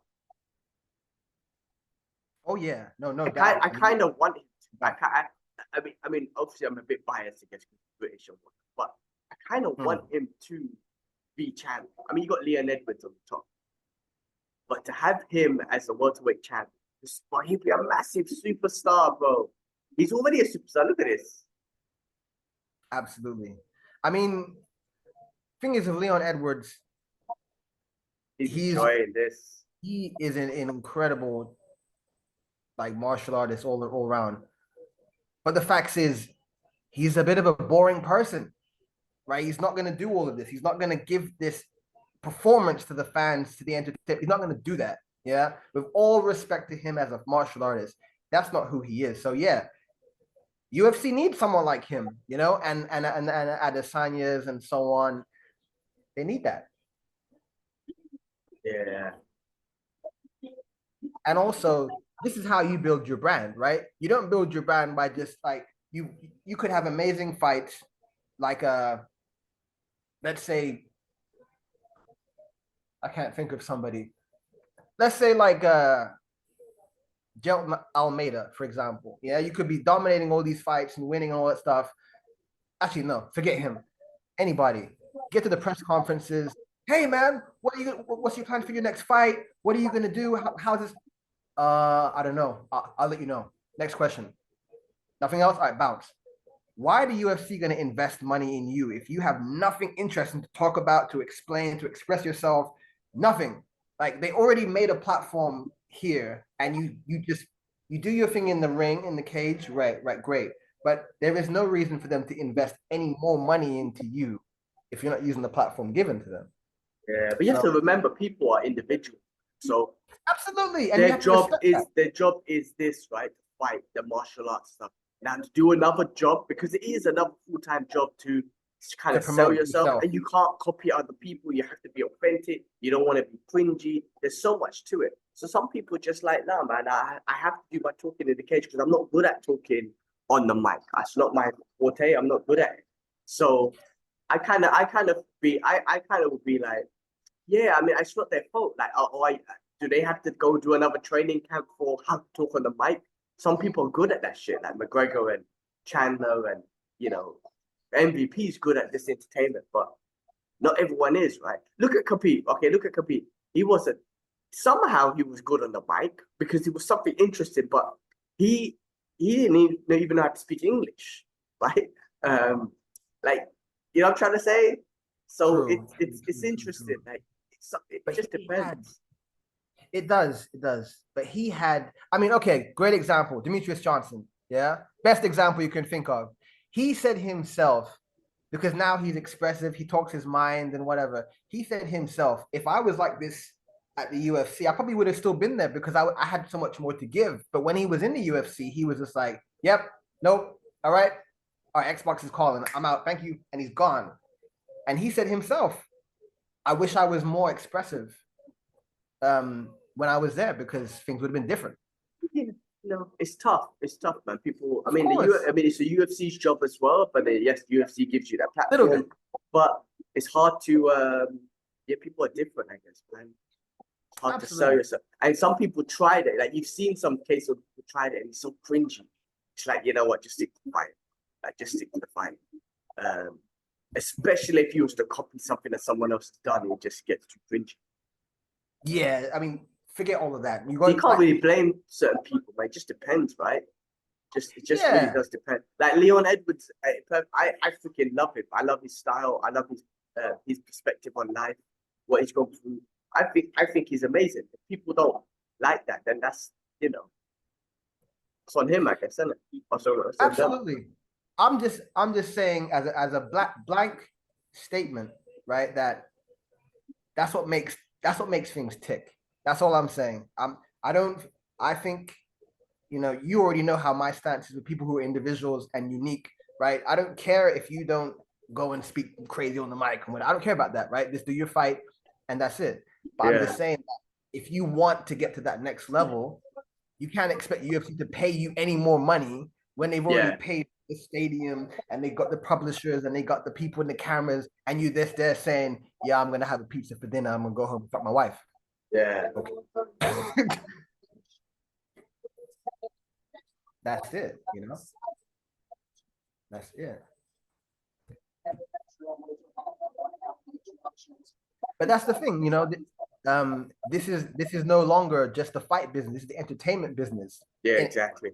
In a weird way. And if you're not equipped at all the facets of that, then you can't really complain about your pay, or you shouldn't, because you didn't put anything into it to get any extra to break from the mold of everybody else who comes and throws punches and kicks and elbows. You have to do it. One championship's a bit different. That's not really their model, right? Yeah. I mean, look, UFC's turned into that kind of model, but yeah, I mean, if they could do it, listen, if an individual can do it, perfect. I think it's a bit tough to say that your job is also to promote yourself as much as possible. And a lot of them try to, man, but but some of them just I don't have that personality. Yeah, like Bilal Muhammad, perfect example. Amazing fighter. He's okay. He's a little bit boring of a fighter in performance-wise, but he wins. He's got so many decisions and whatnot. But he's quite boring, he's a nice person, respectful. He's trying. I find it a little bit cringy. Nothing. I've seen his Instagram and it's a bit cringy. I've seen it. He's trying. All right, let's go, bud. Listen. This fight. Oh my God. Wait, I need to record this. There could be a reaction out of this. He's got to try something else, I think. Let's go. Look at this. MVP, like the movement. Look at the movement, the in and out movement. Yeah. God damn. Oh.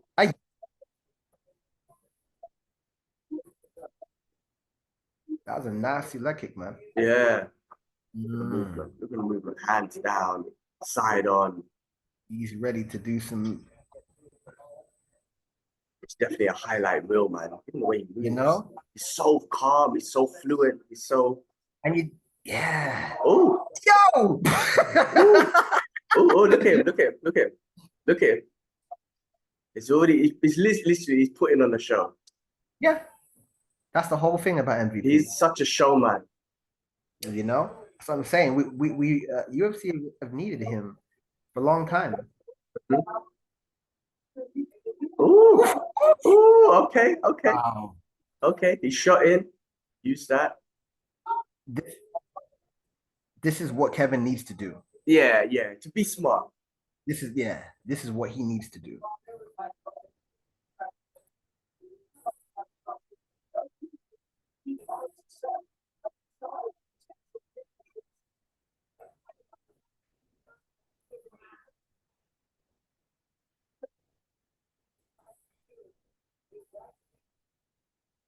This is a smarter fight, but we want to see MVP perform. That's why.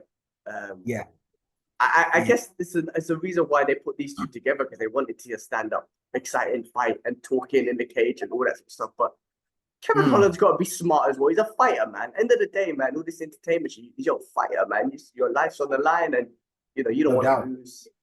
Of course not. You have to do what's best for you. And I mean, the way that MVP finishes people, you don't want to be in that highlight reel. Yeah, I mean, look at that. He jumped in with an elbow. He's got such a great in and out movement. Oh, he's gone for a clinch. Taking it back. Oh.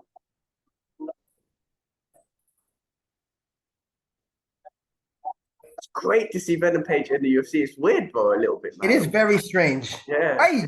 It is very strange to see him here.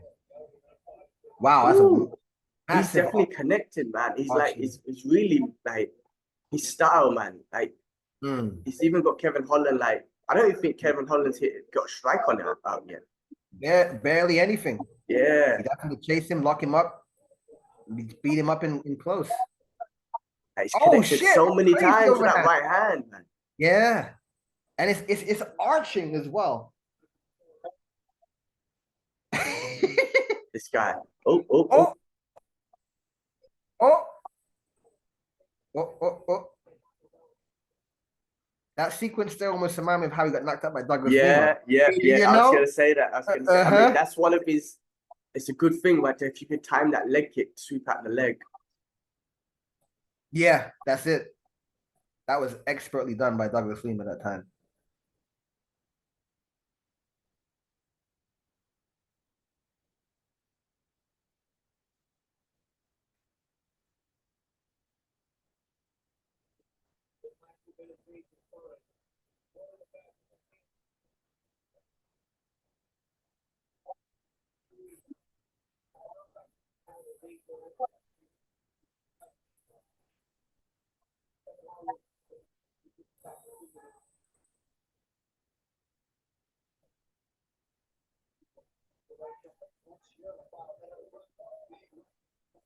Oh.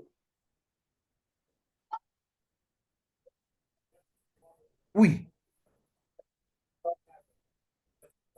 Yeah, damn man. It's just yeah, exactly. Venom Page's movement is so good. It's just hard to hit him.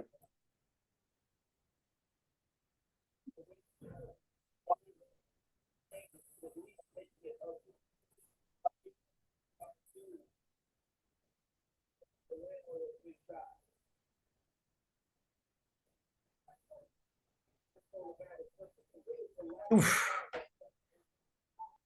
Wow. I think like Kevin Holland's gonna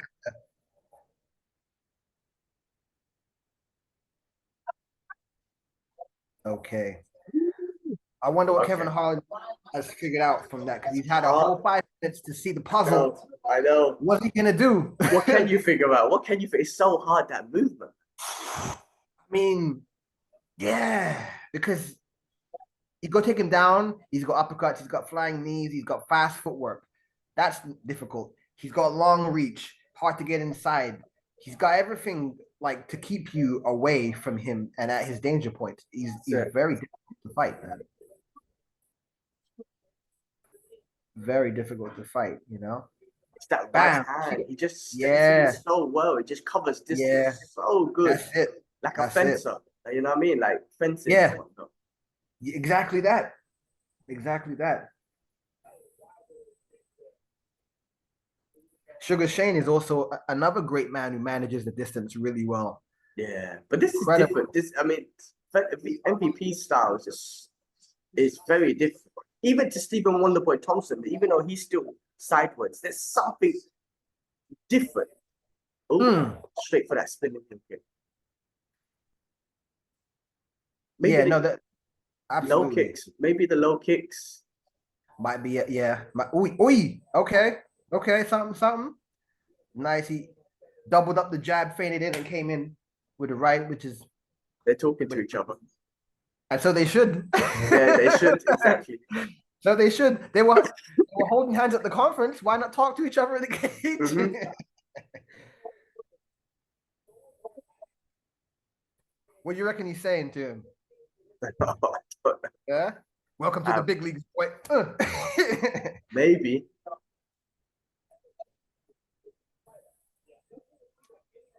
You see, that's what I'm saying about the distance and the Yeah, range. DC was just saying it. Look how big that difference is. And Venom Right. Page can strike, can get in. He can, But Kevin that's Holland, look at that. Look at that distance. That's it.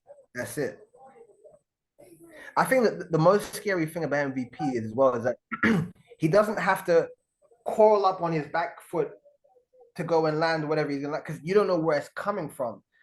Certain fighters, they keep the distance, they take a step back, and they lean back to make you feel like you're safe, right? But you're not because they can spring forward. He has a whole yard of space, and you have no idea where it's coming from. Yeah. the good thing about why Kevin Holland, I think, is a great fight for this is because he's a dog, bro. He's a fighter. So he's not going to be intimidated by the style and just kind of roll over or whatnot. Do you know what I'm trying to say? Not at all. You know what I mean? Not It's at like, all. fuck it. If you're hitting me for 3 rounds, you better knock me out. Otherwise, I'm not dying anyway. He's and game. this is a smart game plan. I think this is smart about Kevin Holland. This is smart, man. Oh, shit, that's under the neck. That's under the neck. Oh, this is the only way. No, he ain't got it. That was close. I thought that was. Holy shit. That is like, welcome to the UFC of Bellator. This is a great fucking game plan for Kevin Holland, man. That was close. Plan. That was so close. I thought I was under the neck. I was like, oh my god. Oh no, it wasn't quite. Oh, look at that shoulder strikes. This is the only way to really soften him up, man. And you got to remember the wrestling heavy division. You got Kamau Usman, you got Shavkat Rakhmonov, you got Bilal Muhammad. Like, you got to remember these guys are in this division. So, this is what I was saying before last. Kevin Holland, no offense to Kevin Holland and his wrestling, but if he can hold you down, then you got some powerful wrestlers in this division. Absolutely, we said the same thing last week, and that's why I said to you, MVP. As in exciting and elusive as he is, he's got a division. He got up. I mean, but it's Kevin Holland, but he got up. Again, no offense to Kevin Holland's wrestling. No offense to Kevin Holland, but yeah, MVP's got a division that is very wrestling heavy, so it's tough.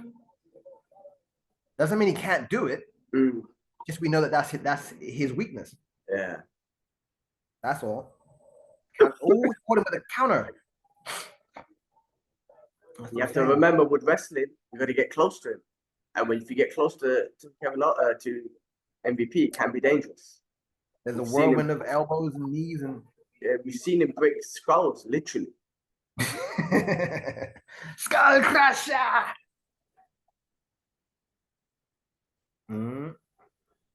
Ooh, that's nice. I think whoever put this together as a fight is a genius to make this his debut fight, you know? Yeah. Oh! Did he knock him? Was Kevin hurt? Interesting that Page didn't jump on him. That was a right hand over the top, right to the temple. Definitely shake up your salad a little bit. Damn, he's catching him with the counter when he comes in. Yeah. Kevin does look like he's slowed down a bit. Look at the way he's throwing his strikes, and that's dangerous against things. He might just... That is. Because if MVP still got his pop, you know what I'm saying? No doubt. I mean, he's had to weather some... went for that spinning elbow. Right. Had to weather some storms, but he looks fresh. Ooh, Kevin, because he's got that chin and he's a dog, bro, he's... Damn.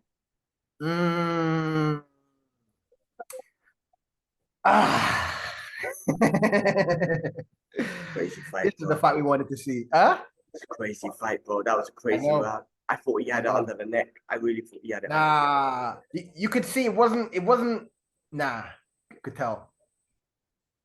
Looked scary for an instant, and I was like, no. Close. It looked close, boy. It looked scary. It did look a little bit scary. Right about here. No, look. See, that was under the chin, and then that was under the chin, and then when he had him like up like this, I thought, and then he tucked him, and then he was able to get out of it. Okay, that's the one I got in hand. Yeah, you see, that's behind the ear. Yeah, but he still moved back, like he moved away with the shot, and it just connected at the end. Yeah. One more round. Oh shit! Wait. He's pointing at his... Oh, okay. He's saying to come. All right. I thought he was pointing at his... he was trying to touch gloves. Was he trying to touch gloves? Oh, and he just jumped in. Oh, I see. It's like I was trying to touch gloves. I see. Okay. Right. Okay, okay. UP was like, nah, man. We had to fight, man. Mm. But I mean, man, Wow. nice trick. Oh, but he gave his Yeah. back. Gave his back.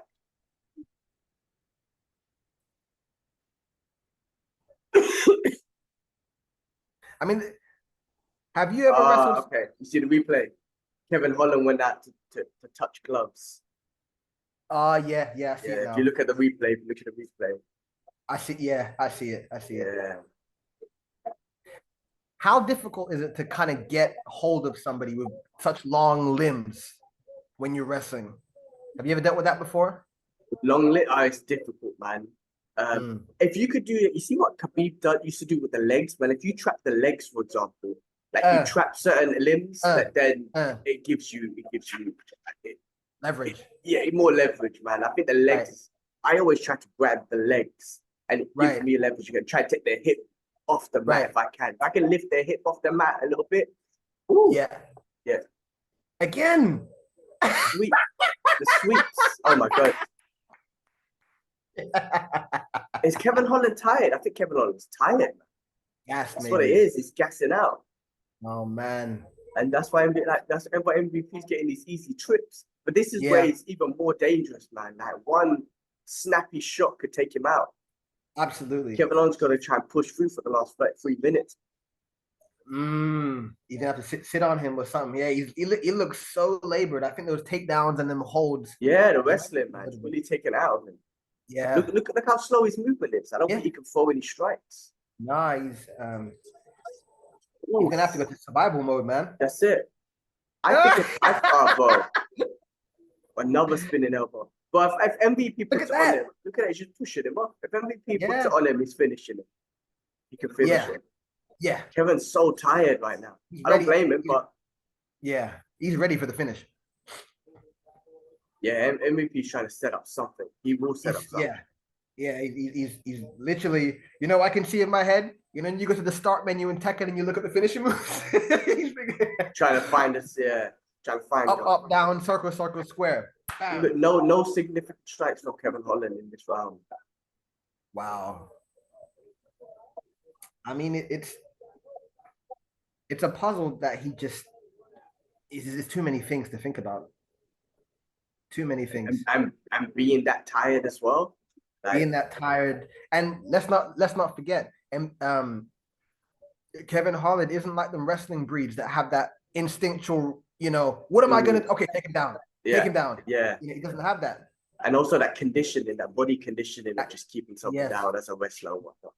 I mean, MVP's got a minute and a half to. I mean, he's performed some significant strikes. Kevin Holland's just got that chin that he's able to take him. But also, none of the punches have hit him clean on the chin. They haven't been knockout blows, I'd say. I mean, this is smart by Kevin. I think just hold him against the cage and finish off the fight. Yeah, exactly. If he can work something and explode or take him down from here, and just go for a finish. That's the only way. Yeah. It's the only way. You gotta finish him. 1 minute left. Because Venom Page is gonna throw something explosive. He's gonna go for some crescent. Oh, see that right kick. That right hand. He has been connected with that right hand. He has all night. All night. I'm trying to see how he sets it up with his. Okay. It's interesting. Kevin Holland is kind of walking him down though. It's dangerous.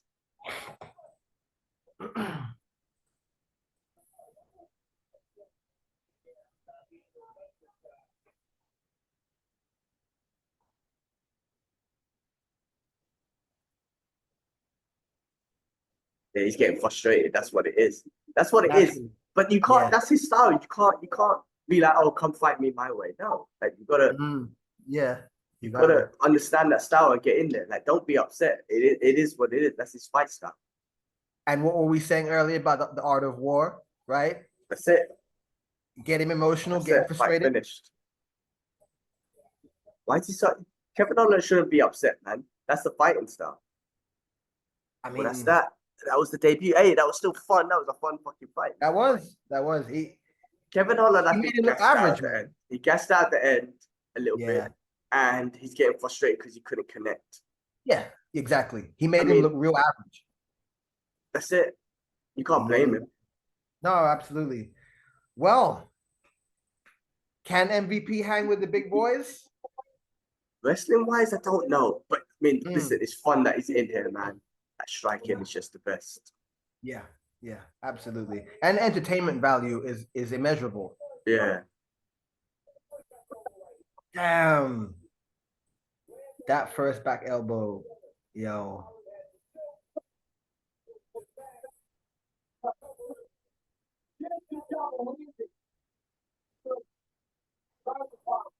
Nice. I like how he throws his overhand, right? It doesn't connect, and while you're off balance, he trips you. I love that. Yeah, he's got this. Yeah. I love that. After this interview, bro, I'm gonna go make a coffee. Yeah.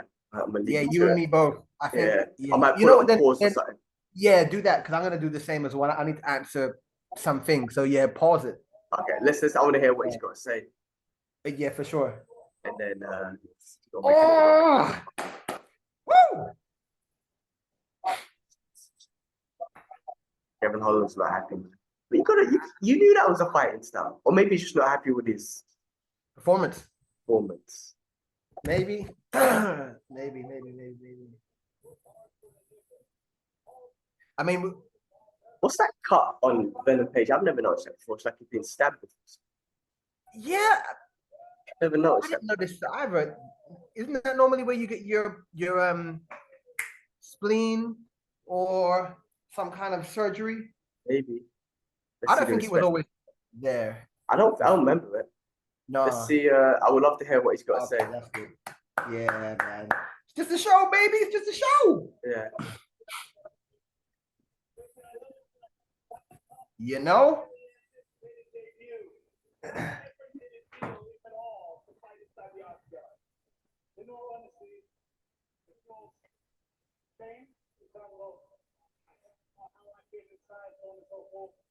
I do think the UFC got to be a little bit around, but the difference is everybody working for the UFC, they are so on point.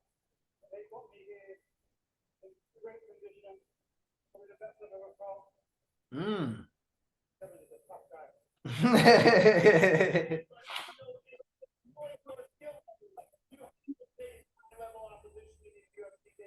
You did that, you got through it. So give us your thoughts on where you feel you fit into this battle stack welterweight division now. I've got a little more work to do. A lot more work to do. But it's perhaps supposed to be. Anybody that's down is not supposed to be here. Was connected good though. Thank you, Miami, for having me.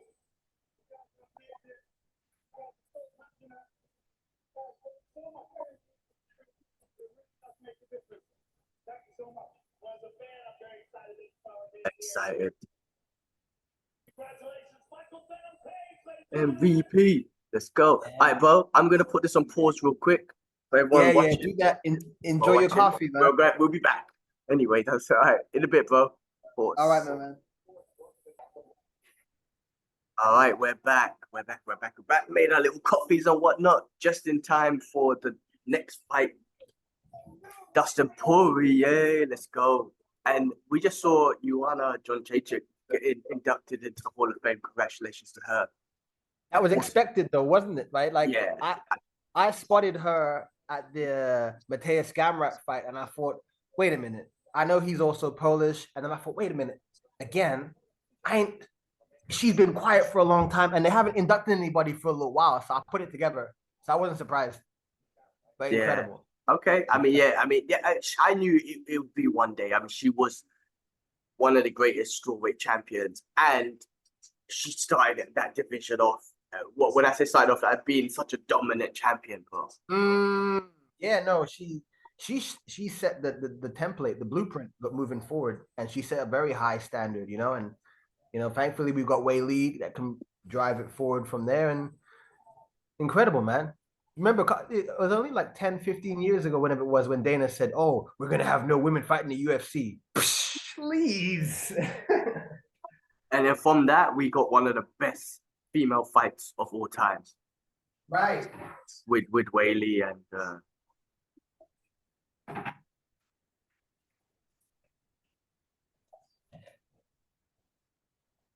It's funny how things turn out, isn't it? That's how it's meant to be. Yep. Yeah, tell me what you were saying about some tea with some mushrooms in it. You talking about soup? No. So my coffee, I put coffee in it. I was trying to remember the mushroom extracts. There's two mushroom extracts. One's good for the cognitive function. The other one's good for immunity. I can't remember. I don't know why I can't remember. Obviously, the cognitive function is not working. Let me drink this coffee and I see if I remember. And then I put a little bit of a turmeric and black pepper blend, like a touch of that, and then some MCT oils, and then the only unhealthy thing I would say is is milk. I like it with milk. How long you been having that for? Oh, wow! Now I would say, I don't know, a while. While I was in Dubai, put it that way. Okay, and what's the results from it? Like, have you found anything? I mean, you're still drinking it. What's been the benefit for you? I mean, it's hard. It's hard to say with these things because you don't immediately drink it and be like, oh my god, my cognitive function's amazing. But these things are supposed to help. What is the mushroom? Why have I gone so blank? That's why I asked you how long you've been drinking it for. Because wait. You said you've been drinking it since when? Since you've been in Dubai? Yeah, like 6 months into Dubai or something like that. So it's been 2 years, 3 years? No, about a year. Like if you say 6 months into Dubai, you could say about coming up to a year. I've only been here for a year and a bit, remember? So. Oh yeah. Okay. But okay, well then it doesn't do anything. It just tastes good then, because you would know. No, 6 months. I don't know. Listen, bro, it's hard. When I take a vitamin, I don't know. Like I don't know if I'm taking vitamin D. Yeah, if I'm taking a vitamin D thing, I don't know if the only way you could check is your blood, right? To see if you're efficient or not. Yes, my immune system's good, all that sort of stuff. I haven't not taken anything and seen how my immune system and everything does. So I can't say it doesn't do anything. I can't solidly say to you that it is, but the science behind it, the thing behind it is like it's supposed to. So say if I didn't take any of it, would I be worse? Would I be better? I don't know. So it's hard to say, man. Even with coffee, people are like, oh, I need my coffee in the morning to wake up. To be honest with you, I don't know if it's to wake me up. I think honestly, it's kind of just soothes. It's like a morning drink. It's more like that than it is I need it to wake me up. Not really. I need a workout to wake me up, really. This is more like a coffee in general is like a soothing drink. The taste. Okay. Okay. Well, that's hard to judge then, because in my experience of trying different things, like I guess I'm just more in tune with myself, because I know when I began to take creatine, I immediately felt the difference, because when I would train, I would need less time to recovery, and I was much more explosive, like playing football or doing any kind of workout. Recovery was short for me, and it was fine. Or if I began to take, I remember I drank more water, and I noticed that my sweat was not salty, for example. Yeah, or my piss is obviously more clear. Like those kind of things. I mean, those things. The thing is, though, those things. Like same with me. Like my diet's clean, I can see a better physique, for example. I can see I've got a better conditioning or whatever. This one is called lion's mane. The one for cognitive function, it's called lion's mane. And you don't find it like snippety snappity when you're like, no? I mean, if that was the case, bro, man, I think it'll like that's more than just a supplement. You know what I mean? Like the way you're maybe you're describing it differently, because the way you're saying it's like I drink it, I feel like Professor fucking X, bro. Read the motherfuckers. It's not that. It's not that. It's not that. Like it probably builds health towards cognitive function and everything like that, because it deteriorates, or it can deteriorate. I've taken shots to the head and all that sort of stuff. Right. So it's not how you're explaining it, but it's probably giving me something. For long-term longevity, right? Possibly, maybe that. Yeah. Okay.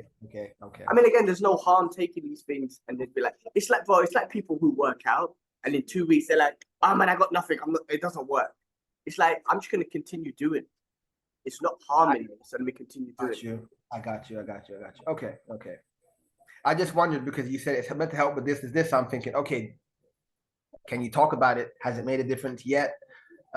Okay. I've never done it. The thing is, I've never done a test like how I was before to how I was now. And that's the same with all my supplements and all my oh man, I have to know. But I just know though, with my diet, if it's clean, I look and feel a certain way. If it's not clean, I look and feel a certain way. Do you know what I mean? Right. That's for the diet, for example. So I could clearly say that. But I don't know what specific thing out of all of them is like making a difference or not. You know what I mean? Okay. This could be a good fight.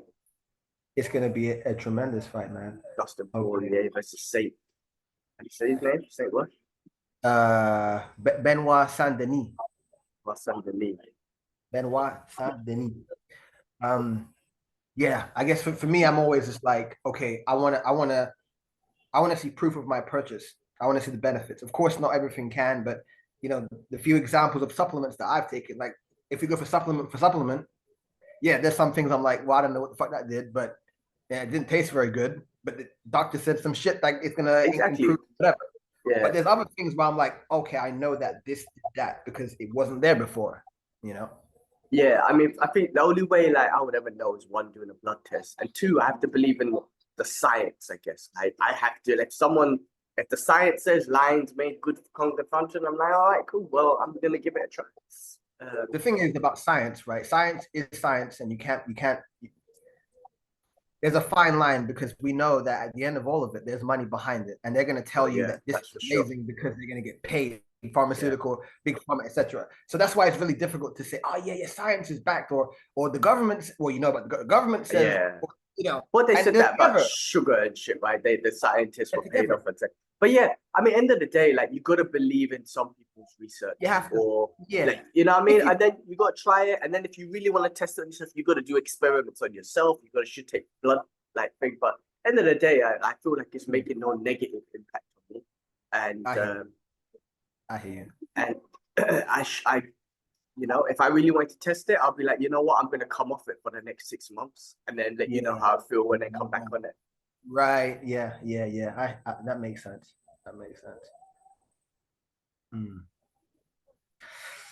Woo! This is one of those, what you said, turning of the gate. Was it changing of the gate type of fights? Passing of the torch, you know, turning of the guard, all of that, like old in versus with the new, out with the old. Yeah, but you know what? That's the Poirier is a dog, man. I mean, listen, that last head kick he took from Justin Gaethje. I know he's lost. He's getting older. He's been through wars. He did lose, but the last fight with a head kick. Listen, man, like I don't want to. I don't want to see him. I like Dustin Poirier, man. You know what I'm saying? I like him. How could you not like this guy?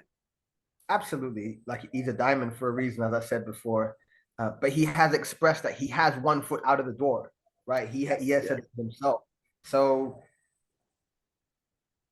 you know, this is one of them. It's Dana always says, if you talking about retirement, you know, then you might as well. I'm glad he got those 2 collar fights. I'm glad he did because he made big money off that. So it's so deserved. Right. So and he doesn't need money. He's good, right? So done a big BMF fight that was big as well. Yes. So this one is big still. So this one, I think this one's big mentally and challenge for him. This is what it is. This is like, can I deal with these new up and coming guys coming up? Yes. Let me test myself, because he doesn't need the money. This guy is not even. This guy doesn't help his positioning at all. Was a good leg kick. How old is he? And you started yet? I have now. Oh, he's going for a guillotine. He's going for that guillotine. Oh, that's tight. Oh, but that's tight. Oh, okay. He's turned. Oh, that's a nice. He didn't get the legs. He didn't get. The legs he didn't. Yeah. I mean, because Dustin Poirier is getting crazy guillotine. He does. That's his finishing move, no? One of them, I guess, but it didn't work against Khabib, and we spoke about it before. But that was tight. If he hooked the legs, that could have been. Yeah. He interesting that Saint Denis, what do you call it, man? Denis. Denis, however you say his name. SD, I'll call him. Shoot it. like immediately. What was that? What did I think of that? No, it's interesting that he shot immediately. He shot straight. Oh, right. Yeah. I mean, haven't really seen the fight just started basically. fight that well, set tone, right? Give him that fear.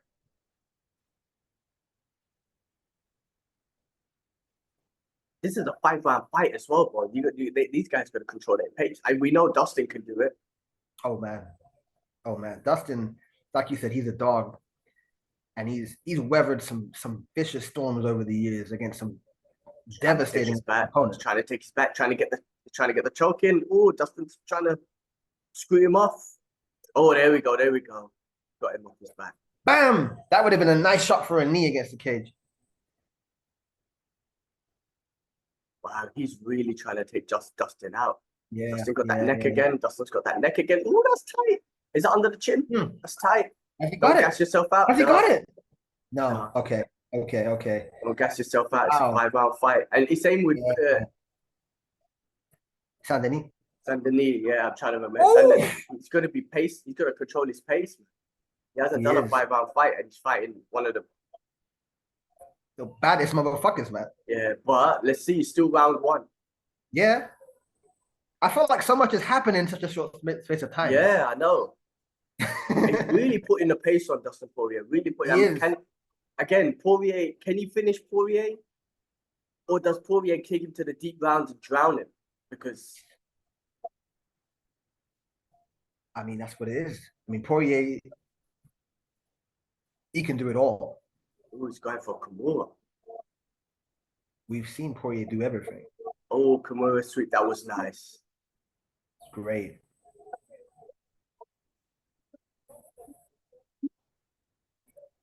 He's throwing those elbows. Yo, he's going for it. You know, he's really going for it. Poirier's a seasoned striker, man. You can see him rolling with the shots. Yeah. And blocking good. Yes. You know what? Poirier's amazing. I don't know about you, but defense. Exactly. He's always had that. It's grown, and he's gotten better at his boxing. His defense has also improved. But tell me, does Anthony know that he's in a 5-round fight? Because he ain't fighting like he's in one. Guillotine. That's tight. Oh my God, he keeps putting his neck out there. Poirier keeps going for it. Does Anthony know he's in a 5-round fight? You don't know, man. Because he's moving Dustin did give his back a bit easy on that. God, there's a lot of time. There's a minute left. He's got his back. He's got that body triangle. I felt like Dustin did give his back a bit easy on that one. Yeah. And he's trying to think about it, man. He's gone for 3 guillotines. I wonder how much energy he put into those guillotines, all 3 of those. What, Dustin? Yeah. Did he try to explode when he you know what I mean? Like when he really tried to did he try to do that? Because there was 3 of them that he almost got. Well, that's more gonna gas the arms than everything, right? Still, but he uses his arms a lot, right? With the boxing and the striking and the blocking. Well, we'll see how he comes out in the second round. I mean, Dustin's a dog. Look at this. Look. He's tired now. Oh, triangle. No. Triangle. Ooh, armbar. Oh, shit. Oh, no. He was like, no. Come on, Dustin. Now, Dustin's got the cardio, man. It's Benoit, or whatever his name is. Benoit, Denis. Denis. I need to learn his name. Can he hold this pace? He's in the first 5-round fight. Poirier knows he can beat him, but Poirier did look like he gave his back a bit easy on them. Yeah, you mentioned that before. No more guillotines. That's one hell of a pace for a first round. What was that? His corner was saying no more guillotines. Why do you think he would have said that? I mean, is it the same thing about the gassing the arms, or maybe? And then what happens? The problem with the guillotine is if you go for it and you don't get it, you end up on the bottom, right? Yeah. So maybe that's what it is. tactically, it's not the smartest position to be Unless in. you got it. Like, and sometimes you got it, Unless, man. Sometimes you feel like you got it. It's under the yeah, neck. yeah. It's a choke. Right. So Denis, he's game, man. He's game. He's really game.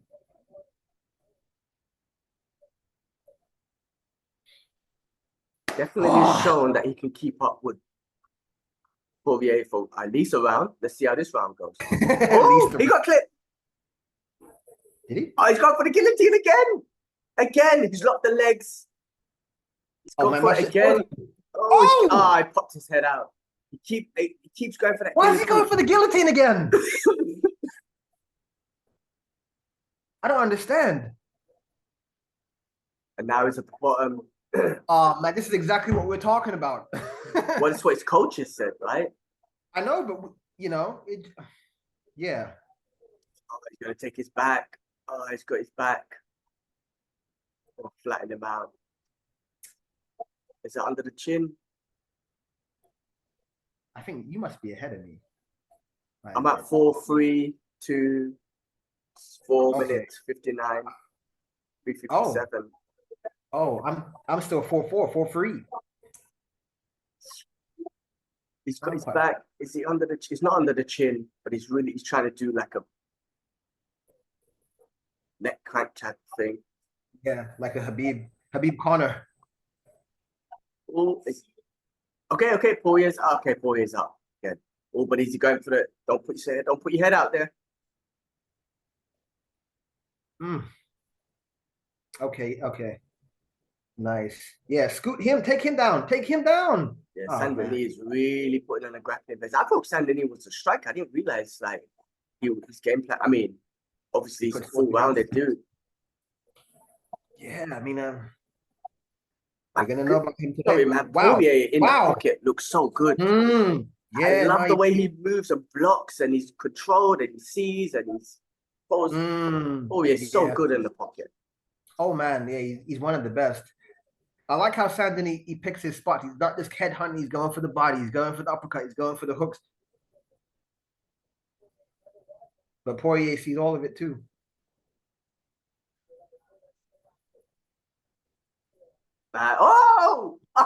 He knocked him down. He don't go for the guillotine. He's going for the guillotine again. What the hell is wrong with this dude, man? Oh, let's go, Poirier. Let's go. Wow. Did you see it? Have you seen it? No. Oh, shit.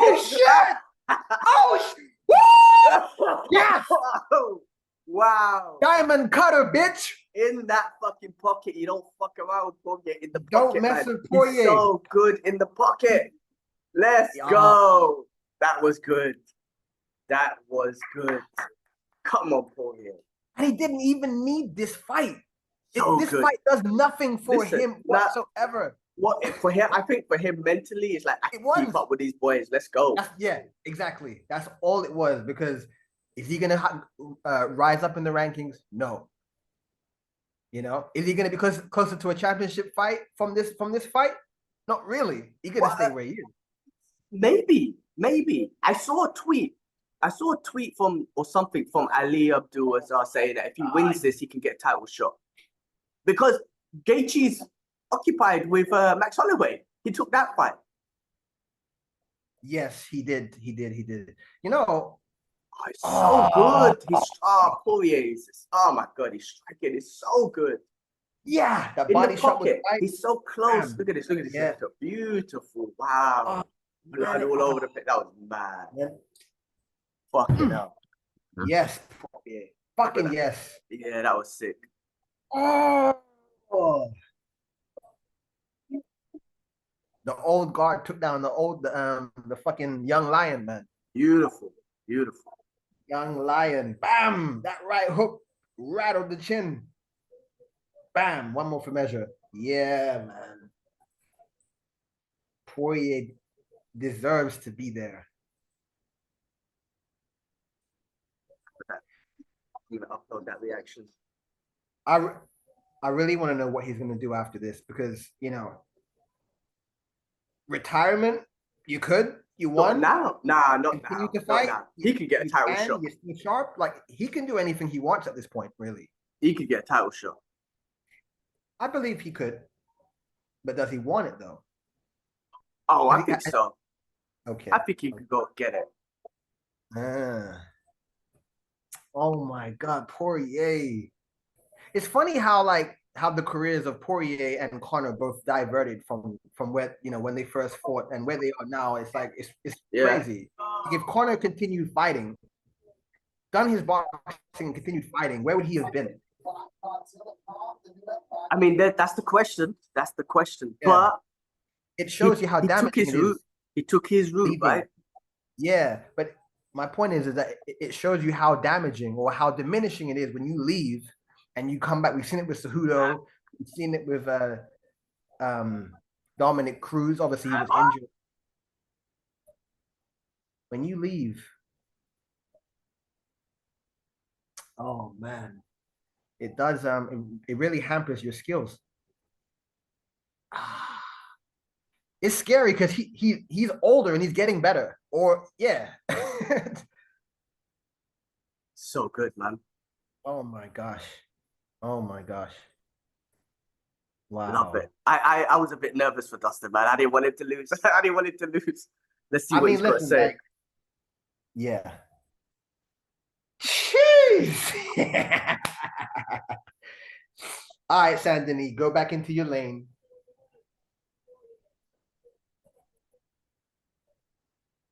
Most finish in UFC history, 15. Damn, Charles Oliveira is 20.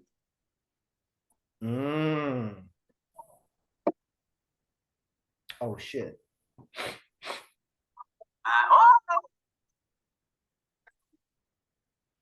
I can't wait to see Oliveira fight as well against Arman Sarukian.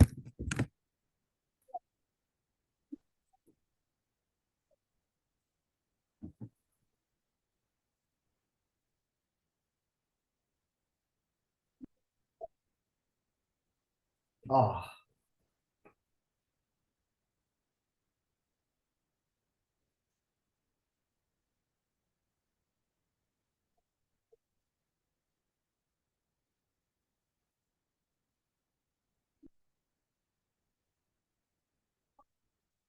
That's why Poirier is the man. You know? My stream has gone out. Oh, shit. Oh, my God. Poirier, man. Devastating. Ah, now it's advertisement. Shit. He just said, I got to stop doing the guillotine, but he ain't going to stop that.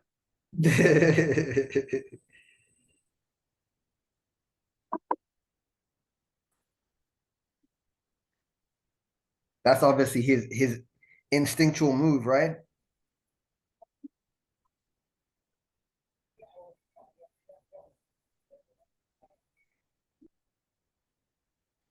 Okay, there we go. My gosh, what a fucking finish.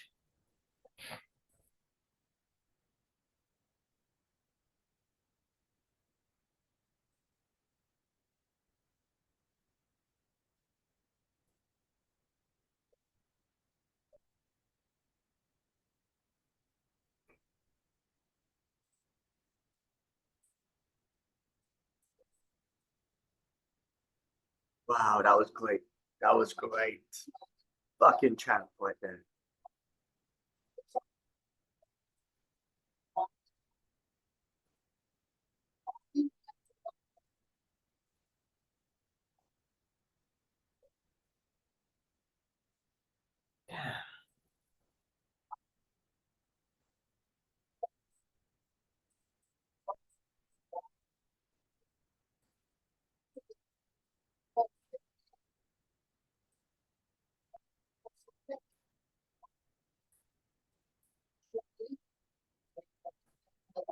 Right, that was sick.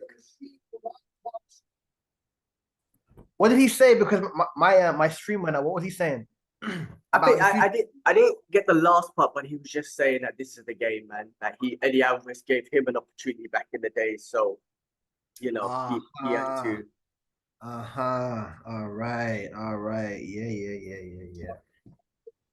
Mm. It's that universal law, isn't it? You gotta give to, yep, give to receive, in a sense. Not like that you want to get something back, but that's how the universe works. You give something out without any expectation, and you always get back. Yeah, he was just saying Eddie Alvarez gave him his chance when he was up and coming, and Eddie Alvarez was a dog in the game or whatnot. He didn't have to. And so it's Right. like, he gave the opportunity to a young guy. Yeah, You yeah. know? That's what you do, isn't it? That's what you should do.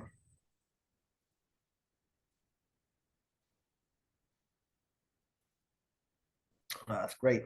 Because them two fought twice, right? And one of them was a no contest. No contest? Yeah. Illegal knee, no? First fight. I think so, yeah. Yeah. And then they ran it back, and then I think Poirier beat him up. Well, they beat up everyone, bro.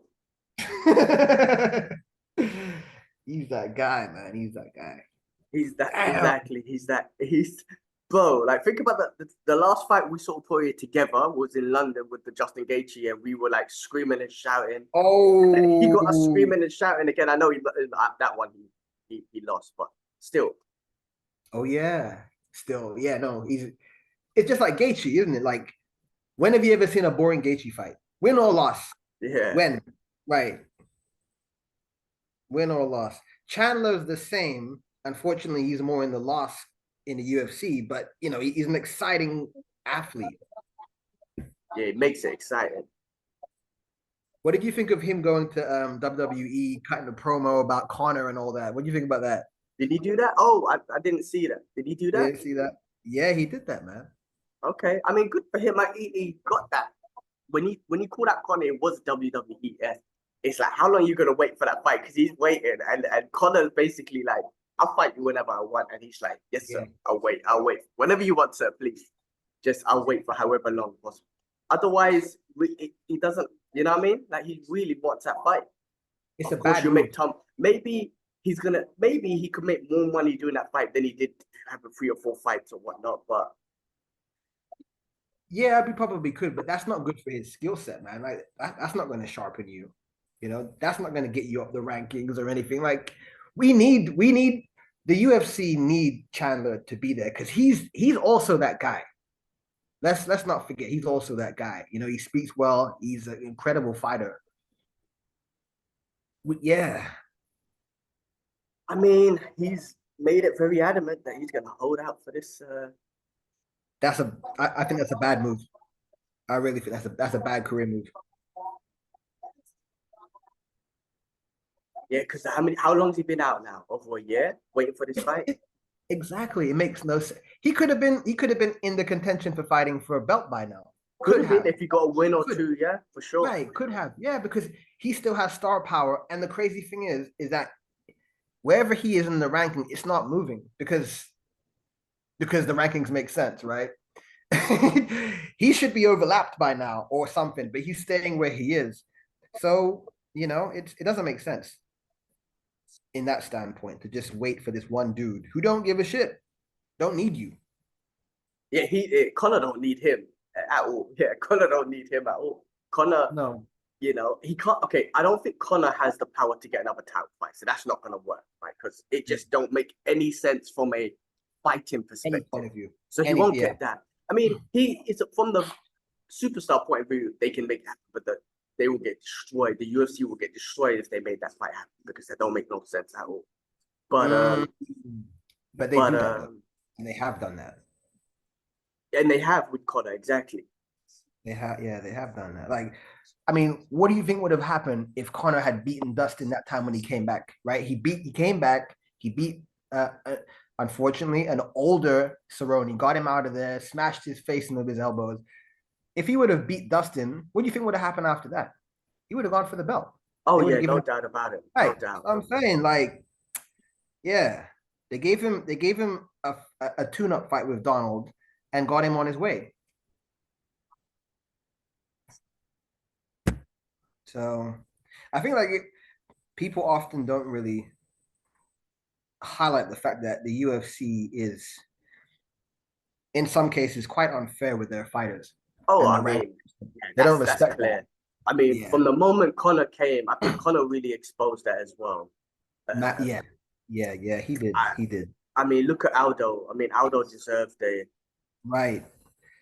Exactly. Aldo, you know, Benil, Dariush, Bilal Muhammad. If you look at the rankings, those guys deserve to be fighting for belts at some point very soon, but they get overlooked.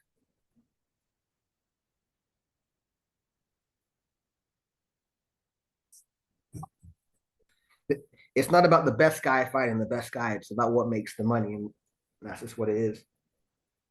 Yeah, I mean, sometimes that is the unfortunate case, right? We've seen that clearly. So that's. But I think McGregor has shown that more than anything. Kobe's shown that as well because it didn't seem like he deserved that last title shot when he got it. And he didn't show up. So I'm hoping that they correct that moving forward and give it to the those deserving.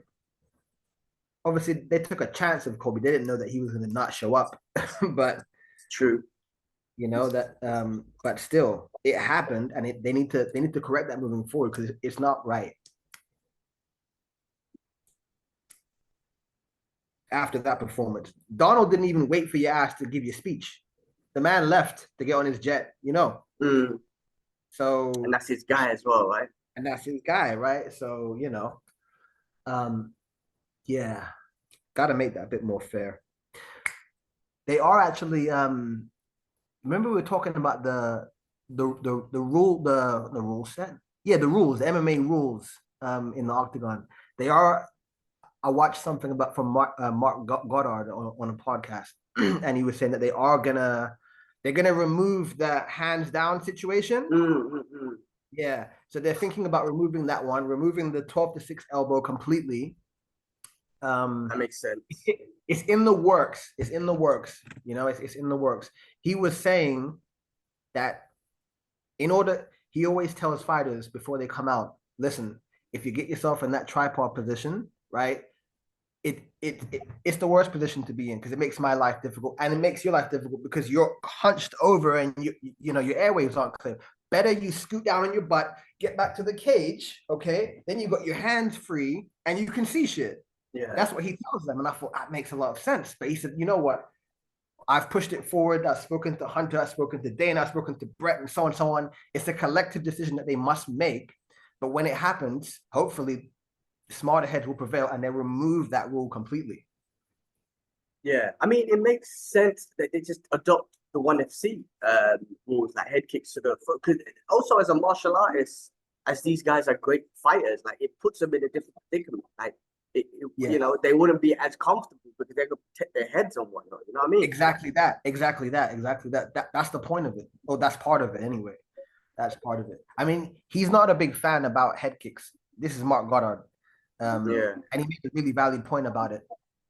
But yeah, the rules will be changing at some point, maybe in the next 2 years. That's a good thing. It evolves. Yeah, it's just not as easy. Like way back when everything was unsanctioned and all that, they just make a rule and they put it in. But you know, it's only in the USA they make it complicated because obviously every bar is dictated by its own state, its own kind of governed by its own right? But internationally, it's the same rules. It's unified rules. But when you go to the US, Florida wants this, Canada want that. This is not accepted. It's crazy. Yeah. So it's difficult.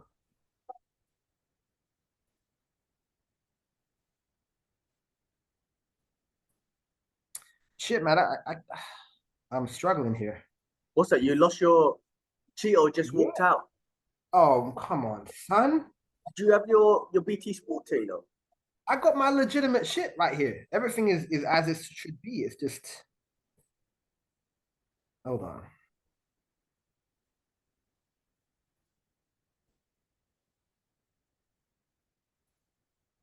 Sugar Sean, let's see what he's got. Let's see this fight, man. Who's your money on for this one?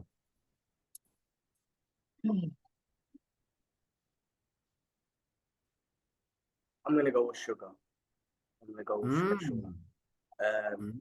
Cheeto does start a little bit slow. They both improved, obviously. Mm. You know, the leg kick, yes, it got Sugar. It Yeah. was, you know, it got him. End of the day. Yeah, there's no flukes about that one. Yeah. But that leg kick, when I say got him, it got him such at a point that it took his leg out, right? How often do you see that, right? You see leg kicks, leg kick, leg kick. How often do you see a leg actually go out? So that was, you know, that happened. Perfect. But I see, like, yeah, I see Sugar using his range, being the sniper that he is.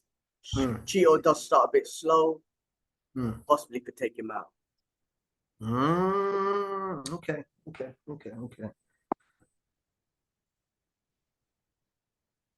But don't take nothing away from Cheeto because he's a fucking fighter, boy.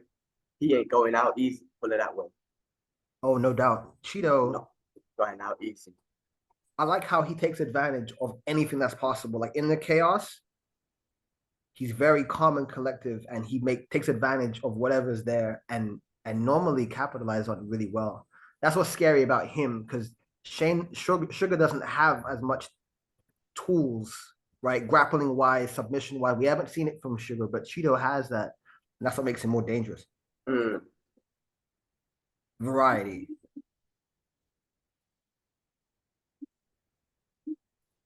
But yeah, I love Sugar's movement. I really, the art of his positioning is spectacular. Great footwork and everything. Measures everything. Like I remember that first fight, and I watched it again, and I saw like he stepped in. No, it was against Aljo. He stepped in and he missed the first one. He took a step back and he figured out the distance. He touched, so he knew how far he had, and then he stepped in and made the correction, and it was perfect. And I was like, wow, he just made them calculations on the fly, you know? Yeah. Amazing, and I think he's got this confidence about himself and his abilities where he can apply it so well. You know what I mean? There's something about his confidence that's there as well, I think, that plays into a fact. There's no doubt. You know, there's no doubt in his head. I don't think he has that in his head. No, not at all. Where he's like, yeah, you know what I mean? Like, because an ounce of doubt could possibly make you hesitate, whatever it is. I don't think he has that.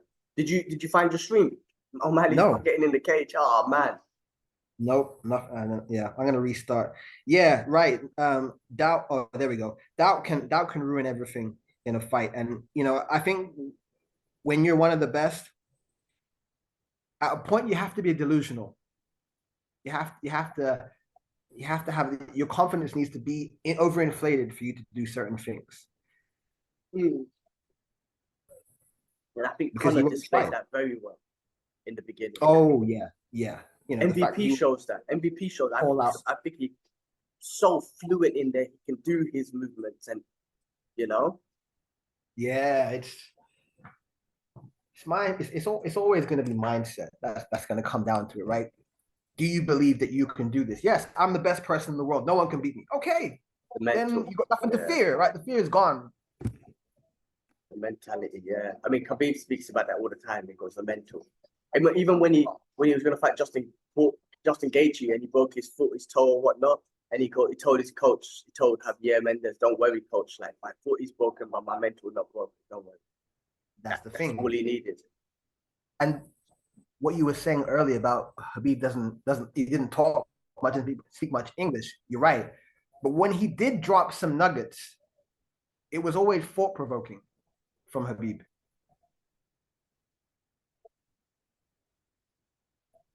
Reactions.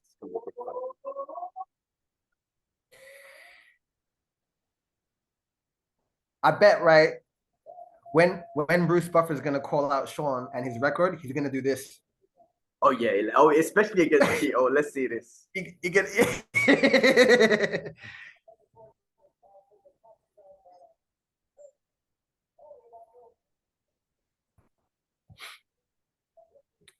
But don't you think though, about Khabib? What's that? That what you were saying earlier about him being really popular and eventually getting mic skills, not talking that much, but when he did drop some nuggets, it was always thought provoking. Oh yeah, yeah. You could tell if he spoke fluent English or if you speak to him in Russian, there's a lot of knowledge there. There's Yeah. so much knowledge. There's so Yeah. much humble, almost like want to say philosophy that you could take from. Yeah, yeah. And that's what was different about him. Yeah, he didn't have to do any of that flashy stuff. He spoke directly about his faith, his family, and he always had that philosophical, enlightened kind of sense of self, which people admired. Mm. And then Islam out here dropping quotes, which Dana puts on, you know. Yeah. So it's They got different fight mentality now. Definitely. Yeah. Definitely a different fight mentality. I don't Mm. think. I mean, Dana made a funny statement where he was saying like, America's so weak now. I reckon Habib and his boys could come and take over America. That's how the mentality is in America, like of the woke agenda and all that sort of stuff. It's like Habib and his boys can come over and just take this country if they wanted to. He respects the mentality. It's different. Yeah, it is. It is. Such a different mentality, and you know, yeah, it's different, man. So disciplined from all angles, and that religion as well keeps them even more disciplined. Just stay away from other temptations that don't need to be there. Nah, man, it's just simple. You know, and so you know, just to add to that, the Western world, you know, you mentioned about the woke stuff. They're worrying about all of these different things, right? Other parts of the world know what a man and a woman is, and simple. You know, they don't have to worry about arguing about these things. They're concerned about more important things. Than someone who made a comment. That or this. Umar made a comment saying like, you know, in the West there's Independence Woman Day, and you know, we look after children and all these sort of things. But when they're all dying in Gaza, no, where are you? Where is everyone? Where is the feminist movement? Where is the people? Where are you all now when actual women and children are dying? So you guys are worrying about that in your country, but when it happens in another country, you don't want to be seeing it, whatnot. But you're so focused on it in your countries and whatnot, and taking your distraction. You're not disciplined. Like it's not. You know what I mean? The reason why they're not interested is because there's probably no money involved in it. The moment there would be a way it for shows them how to fake benefit, the agenda is, right? Right. If there was money to be gained from all these atrocities, Congo, Gaza, Israel, all that. Oh my God, the whole world and their 5 wives would come and help and support because they knew they'd get oil out of it or whatever it is, or gold. Well, there's money if you support Israel. You won't get cancelled. If you support Israel, that's the way you're supposed to do, because you're not getting cancelled, you're getting supported. That's the way it is. If you're supporting Palestine, you're getting cancelled. Or the fight started. I didn't see, by the way, I didn't see him. I didn't pay attention if he did that or not. I didn't either, but it doesn't matter. Fight started, yeah. These guys. And right, wearing pink shorts. I know. I've never seen them put, I've never seen them put pink on the, you know, the slide O'Malley pink. Oh, yeah. First time. I like that. It's cool. It's nice variety. Yeah, O'Malley changing things up. He's got that star power to do stuff like this. You know? Okay, let's see how this goes, man. Let's see how this goes. Yes. Oh, don't do this to me, man. Come on, son. Oh no, don't tell me your stream's gone, bro. No. We're good. We're good. I'm at 410, 49, 48, oh, 47. Okay. I'm at 415, 413 now. Look at that distance management. Ooh, you see, nice spinning back kick. Sean O'Malley throwing them. Oh, O'Malley's getting comfortable in there, piecing him up so far. I mean, let's not forget, right? He was doing really well in that first fight. Yeah. O'Malley does a lot. It's really good with his like these stutter steps that he does. Like Yeah, massively. Because when he fought Cheeto the first one, he set so many traps. Cheeto was feigning, was biting on all of them. It just went where it went.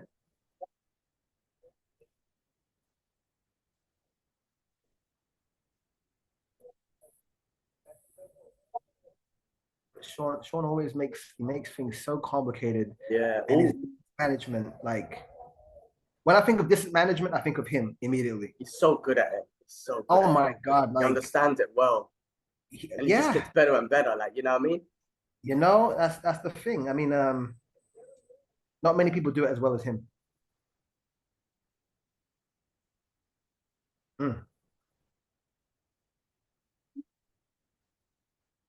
And he's good with both stances, changing stances constantly, moving He can do it around, all. loads of But- fakes from, Mm. like I said, the stutter step to the hips, to the shoulders, like to the Everything stance. it's all kind of in one fluid motion. There's nothing out of order with his movement. It's all in one fluid wave. But Chio, if he catches you, like I know he starts slow, but if he catches No you joke. and he's in the fight the whole time, Yep, absolutely. Like I said, Cheeto in the chaos, you know, he's blocked. His defense is amazing. He's blocking everything. His head is moving. yeah. He's pushing. Oh, You see, the only thing is, I say he shows up quite a lot, right? If he's unable to see something, yeah. but yeah, Cheeto defensively is well rounded.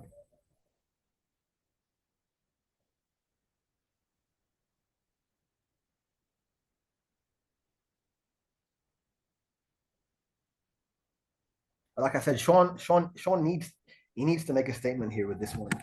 Yeah. If He he really wants that whole, I mean, it's never going to disappear, to be honest, but if he wants people to forget it, he should make a statement here. he's got to do it here. Yeah, Hook kick from Cheeto, body shot from Sean. yeah, staying on the outside. Right hand from Sean though, it's so sniperish, man. It's like Yeah, it's so straight. It doesn't load up. It's really nice. Yeah, and he sets up with the lead hand. He measures you, and then that's it. He's ready to know where you're at, and he follows the head really well. But Cheeto's the same. You know how he took out Dominic Cruz. Remember, he followed kick. Yeah, he followed his because Dominic Cruz throws a punch and then dips off to the left, and he followed him. He's like, "Yeah, I see you." Boom. Done. Yeah. So, two of the best in the division. Well, man, he's going for the body a lot. He's going for the body. And so he should. So he should. Because what's going to happen? You're going to drop your hand. You're gonna stifle their stamina. Start, you know. But like we saw in the AJ fight, changing sports, AJ kept throwing the body shots, and Francis dropped his hand eventually, and that opened up that finish. Yeah. So. All right, round one done. One done. Both looking fresh. Both looking good. Okay. I mean, I definitely think O'Malley took that round just because more volume, more connection, and whatnot. But Chio's known to start slow, so you did say that. Yeah, you did say that. You know this might be in Chio's favor, where he's like, "Yep, cool. I start slow, and we get more strikes going on." Just have to download the data sometimes, isn't it? That's what it takes. Yeah, 71% accuracy from O'Malley, which is amazing. Just got to download the data. Download the data.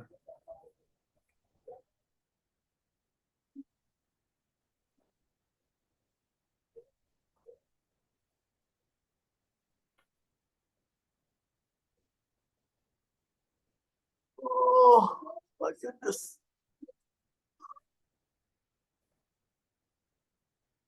Round two. Yeah, man. Shit, I didn't do my little refresh. I normally do. I was meant to as well. Because you're okay. There we go. Are you 458, 457? 54, 53, 52. Okay, cool. We're in sync. We're in sync. We're in sync. Ooh, nice spinning wheel kick.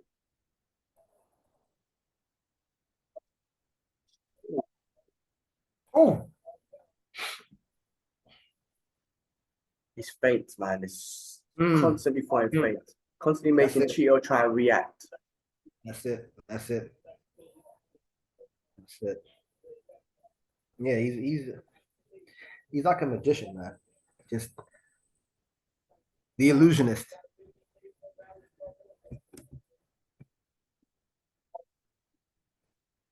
Oh.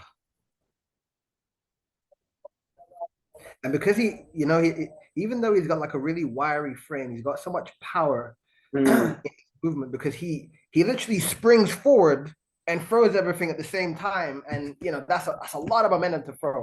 Yeah. And with the accuracy too.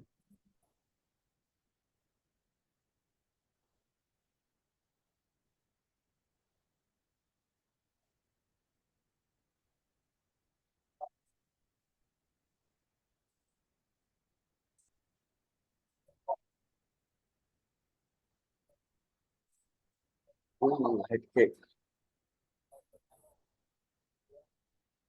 I don't think Cheeto's ever been knocked out, and I know Sean O'Malley's would like to get that. Mm. But Cheeto's, Oh, okay. Mm? no, I'm saying Cheeto. Cheeto's is a dog, man. He really need to hit Yeah. the button to knock him down and knock him out. Otherwise, nothing's gonna take him out. Oh yeah, no, definitely. I mean, he's been around for a while. He's been in the UFC for 10 years. I just realized that. And he's fought a lot of people, and he's been in, you know, he's been in some dog fights over the years. Think about it, man. A 10-year career to get up to the title in the UFC, get up to this level. Like, I mean, he's been up here. He's been up here for a while, but what I'm saying is 10 years. Mm. Yeah, exactly. Whereas like a Pereira within the first 3 years, double champ. Well, almost double to champion 2 divisions. It just depends. Well, you know what?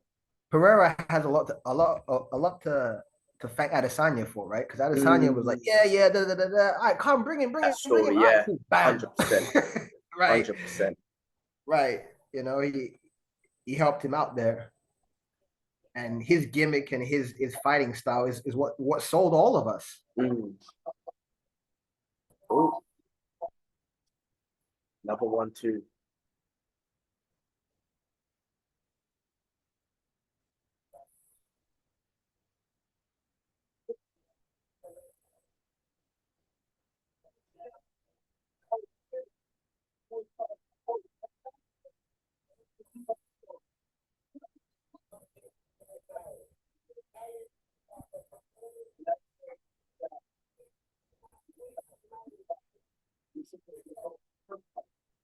Yeah, DC's right about that, isn't it?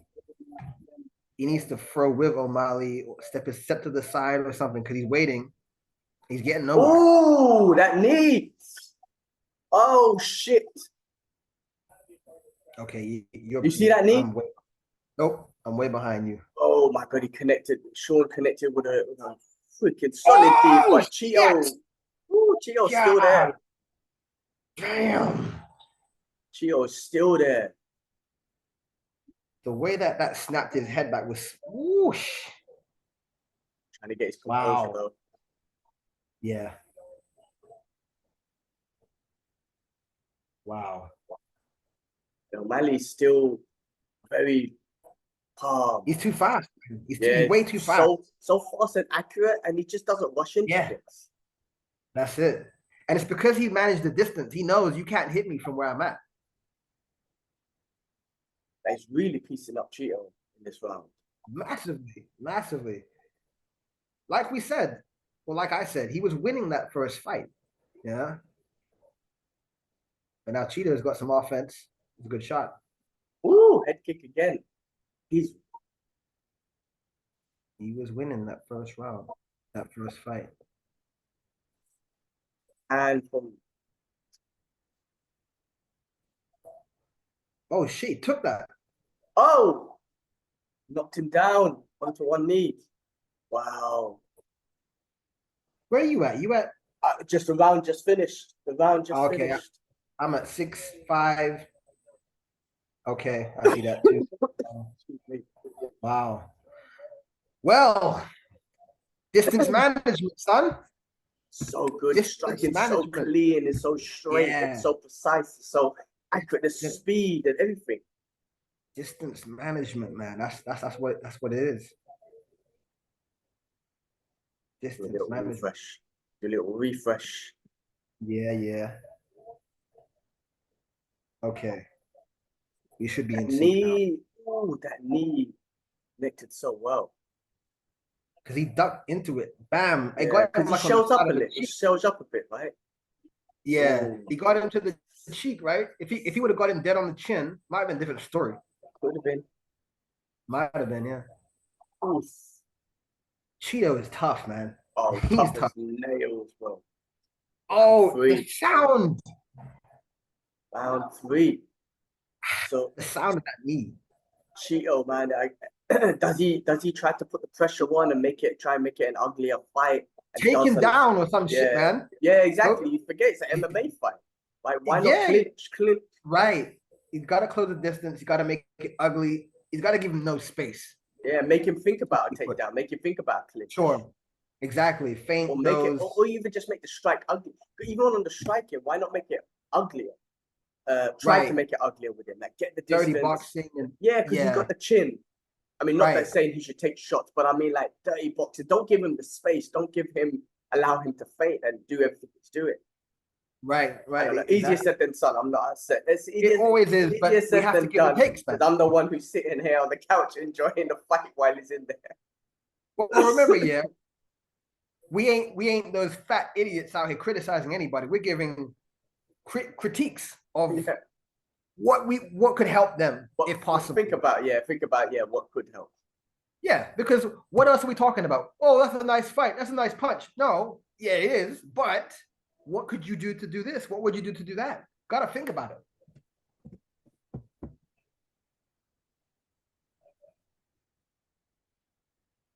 That's what commentary is about, man. Mm. You know, not just, oh, well, that guy's a pussy because he lost. We don't do that.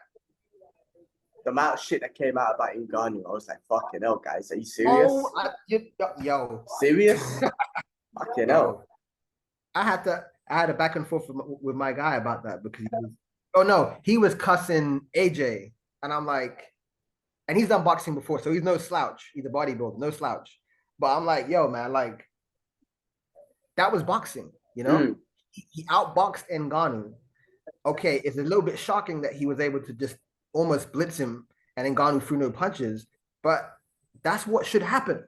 The boxer has more experience, more nuances. That's all he does. Yeah, I think it just showed the different level. I mean, because we've never seen Ngannou get knocked down with elbows and kicks and 4-ounce gloves or nothing, and he knocked him out with an 8-ounce. I think it's 8-ounce or 10-ounce glove that they use.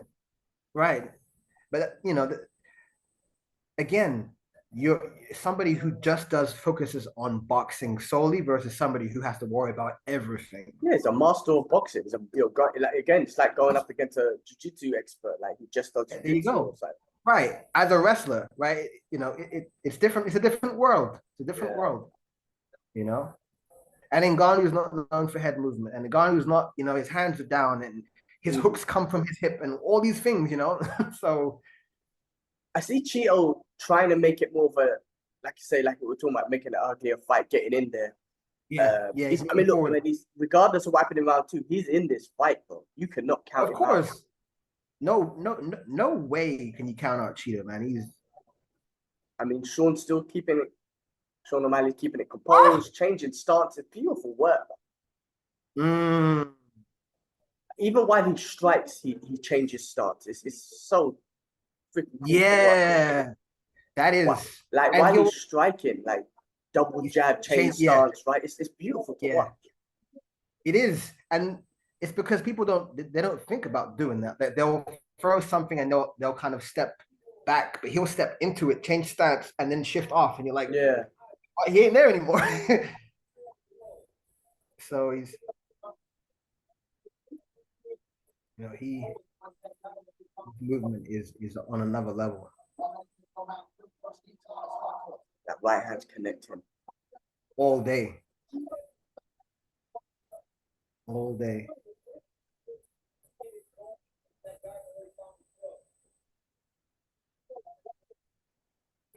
Oh, nice left hook over the top.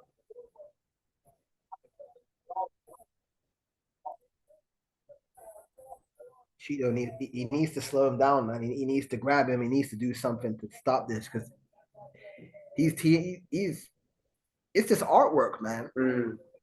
His artwork. He literally just he's painting whatever he wants to.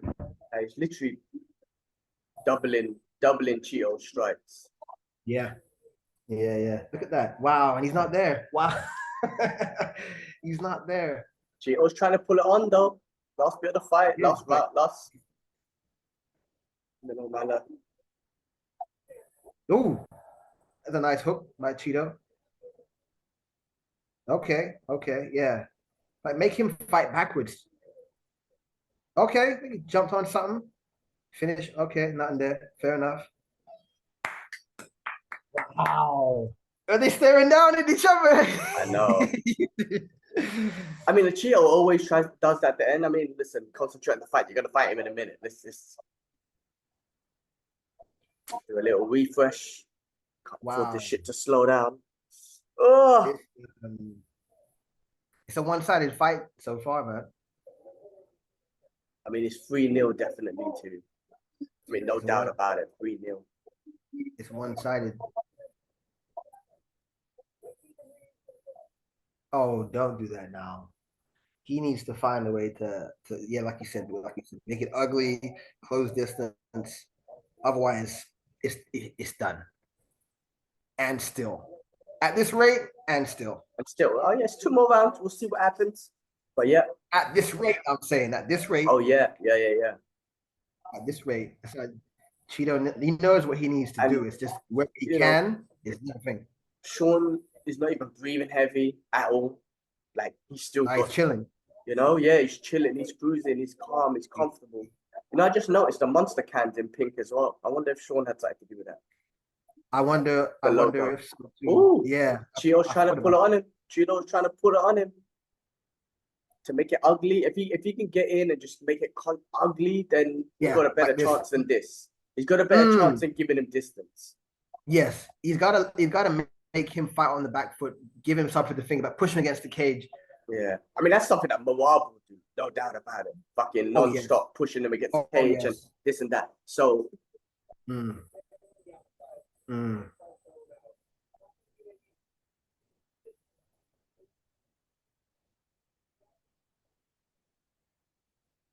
Yeah, he's gonna make it dirty somehow.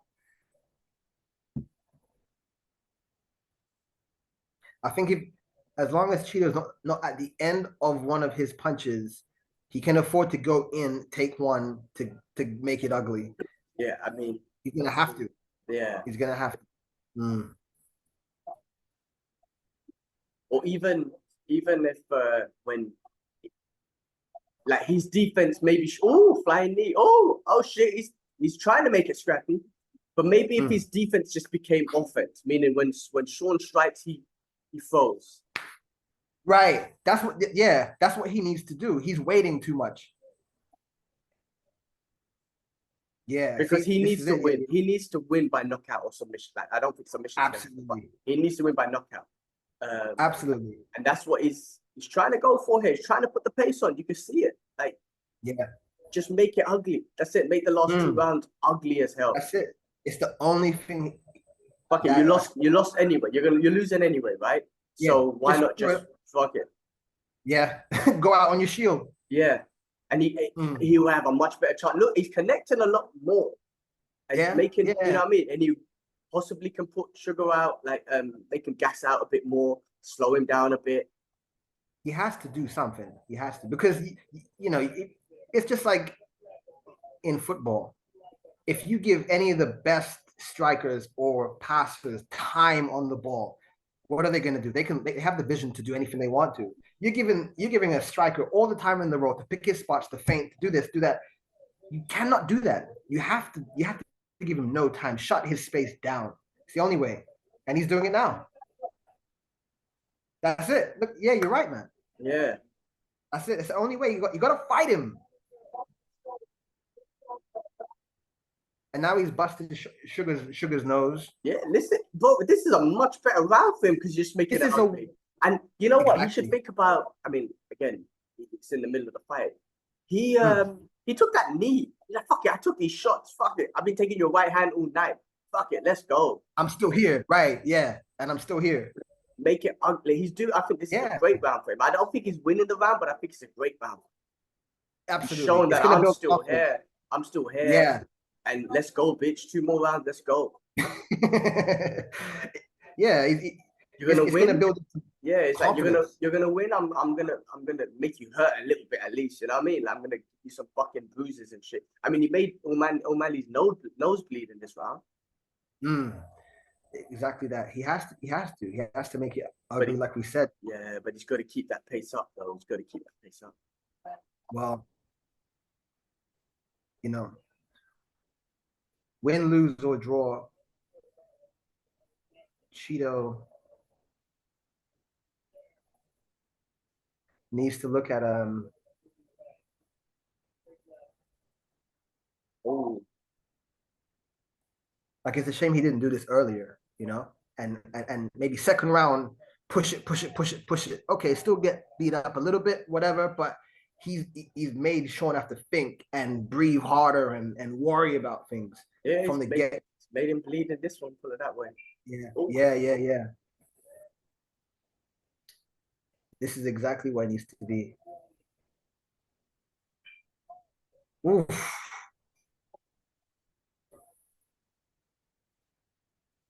There you go. There you go, man.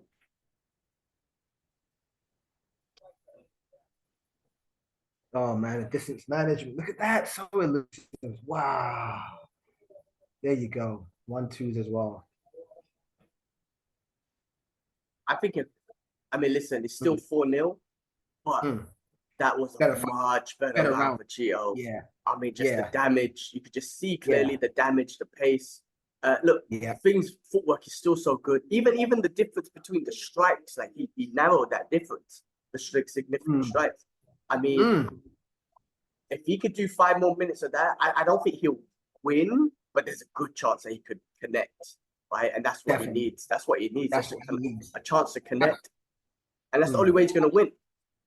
Absolutely. He has to literally just one of us are going to die tonight.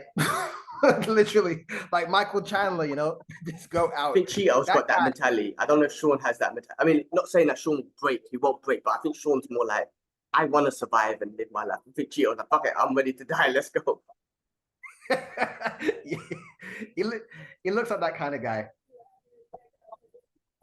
Okay, let's go. I think that's why Michael Chandler is so popular, because every single fight he has, he's like, one of us is dying. Yeah, do or die. Someone's dying.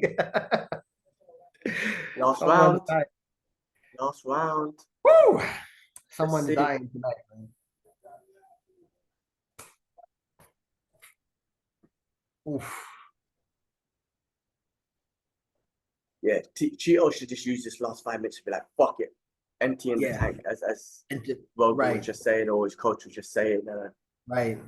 Best thing to do. I think finish it. That's it. Last round. To top it off, it would be great if Sean could finish this fight. Oh man. That would be the icing on the cake. If anything happens in this round, oh my God. Yeah. As a champion, I think that literally is the best way to end it. The rivalry, your first championship defense, all of that.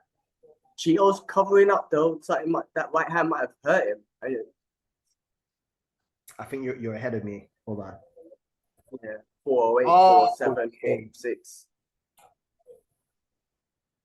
Oof! Wow. He's covering up again and shelling up. But that's normal though, isn't it, for him? That's his normal defense. I know. He didn't do that in the last. I mean, not as much in the last fight. It's like something hurt him. Maybe it did. That right hand. Maybe it did. Because Sean O'Malley is piecing him up, controlling the pace, controlling the octagon center. Yeah, something got him. Oh! Partially blocked head kick. God damn. Wow, this is a championship performance, man. Oh, yeah. No doubt about it. No doubt about it. In the 5th round, piecing him up still. And he's playing around. I don't know if something's wrong with Cheeto's eye or something. I don't know what happened, but in this round, he's not doing what he did in round 4. Correct. Yeah, something. I mean, there was an exchange that I missed where you said he caught him with something. Yeah, right in the beginning, I think Sean caught him with a right hand. And I don't know if that messed up his eye. And then he held up from there, right? Yeah. I missed that part, but something definitely is bothered him.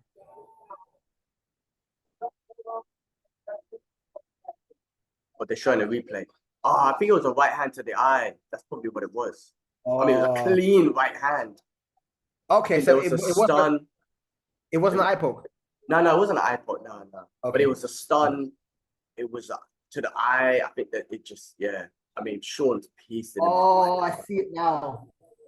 I see it. Yeah. Yeah. Oh, I Oof. see. That's some heart and will, man. Iron will. Oh yeah, I mean, Cheeto's got that, no doubt about it. You can't knock him out. I mean, that's what Sean's going for, and that's He's why he's game. never been knocked out. That's right. No, he's game. He's game.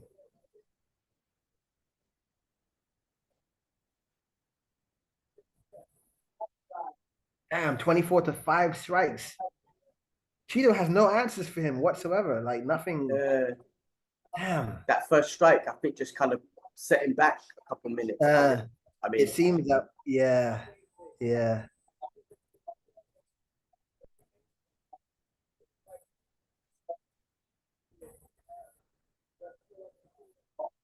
No, it's championship, man. And how many times has Sean had a 5-round fight? Do you remember? this is ruling one against Petr, or was that 3 years? I don't know. I don't know actually.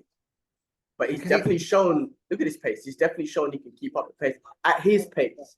If I don't, again, I keep throwing Moab's name out there because Moab's just a different kind of beast. Right. But at his pace, of course, he can keep up 5 rounds. And look at that, he's doing that clearly now. Doing it clearly now. That's all I was wondering. Like this is new ground for him, and he's doing it tremendously. Oh, partially blocked head kick. Well, again, as it stands, and still, Cheeto's trying to pull it on in the last 30 seconds. I mean, I don't know how. Oof, the question mark kick.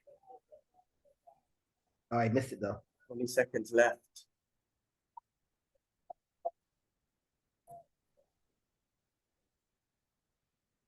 Oh man, that's nice.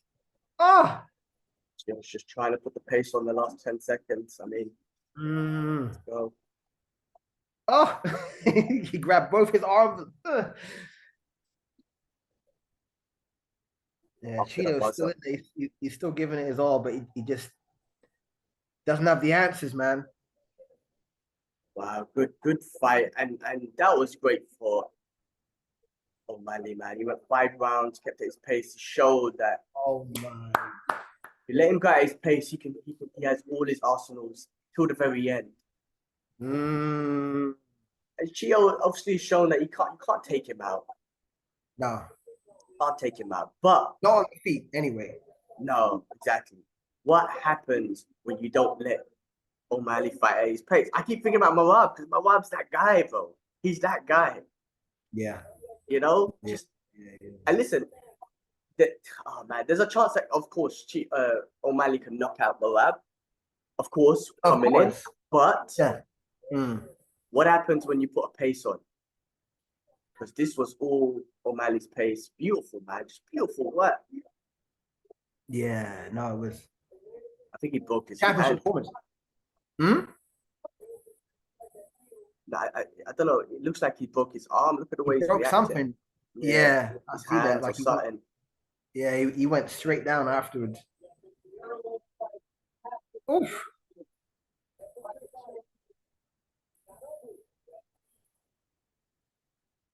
Yeah.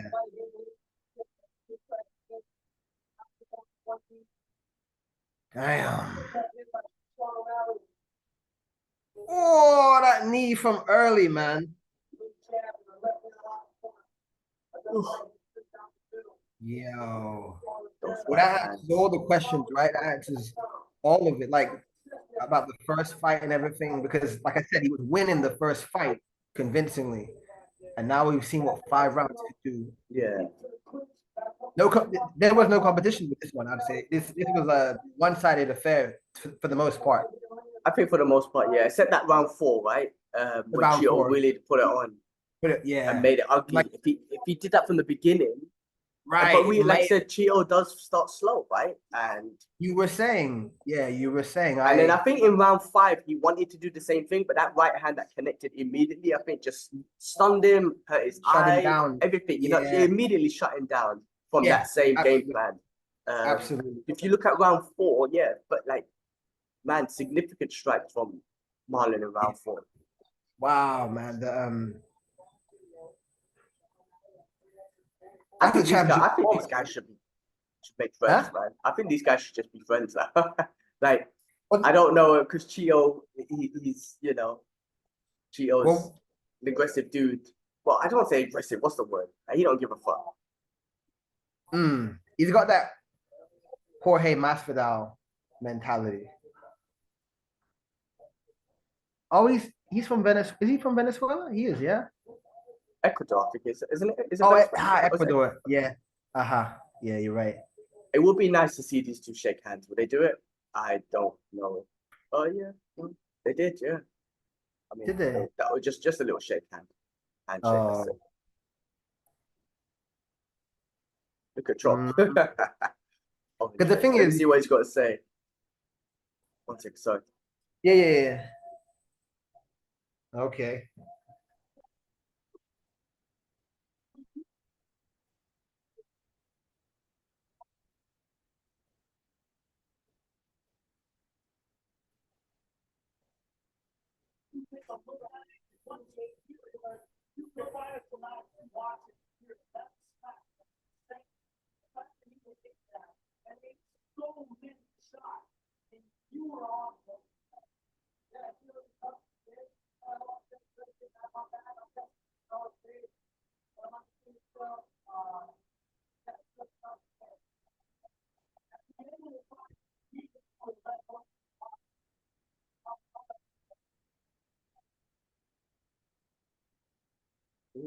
Oh, I didn't even see that. That was a good body shot.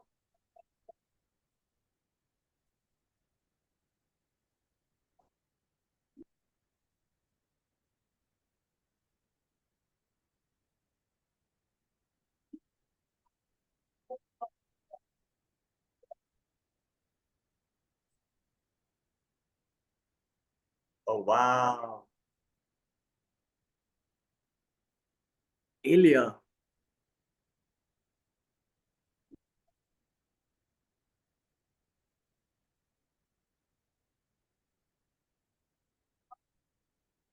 Okay. I thought he was gonna just ignore Moab. I thought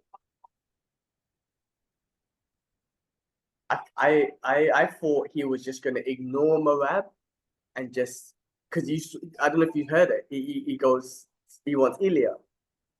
Well, let's see what Chito's got to say. See what Chito's got to say.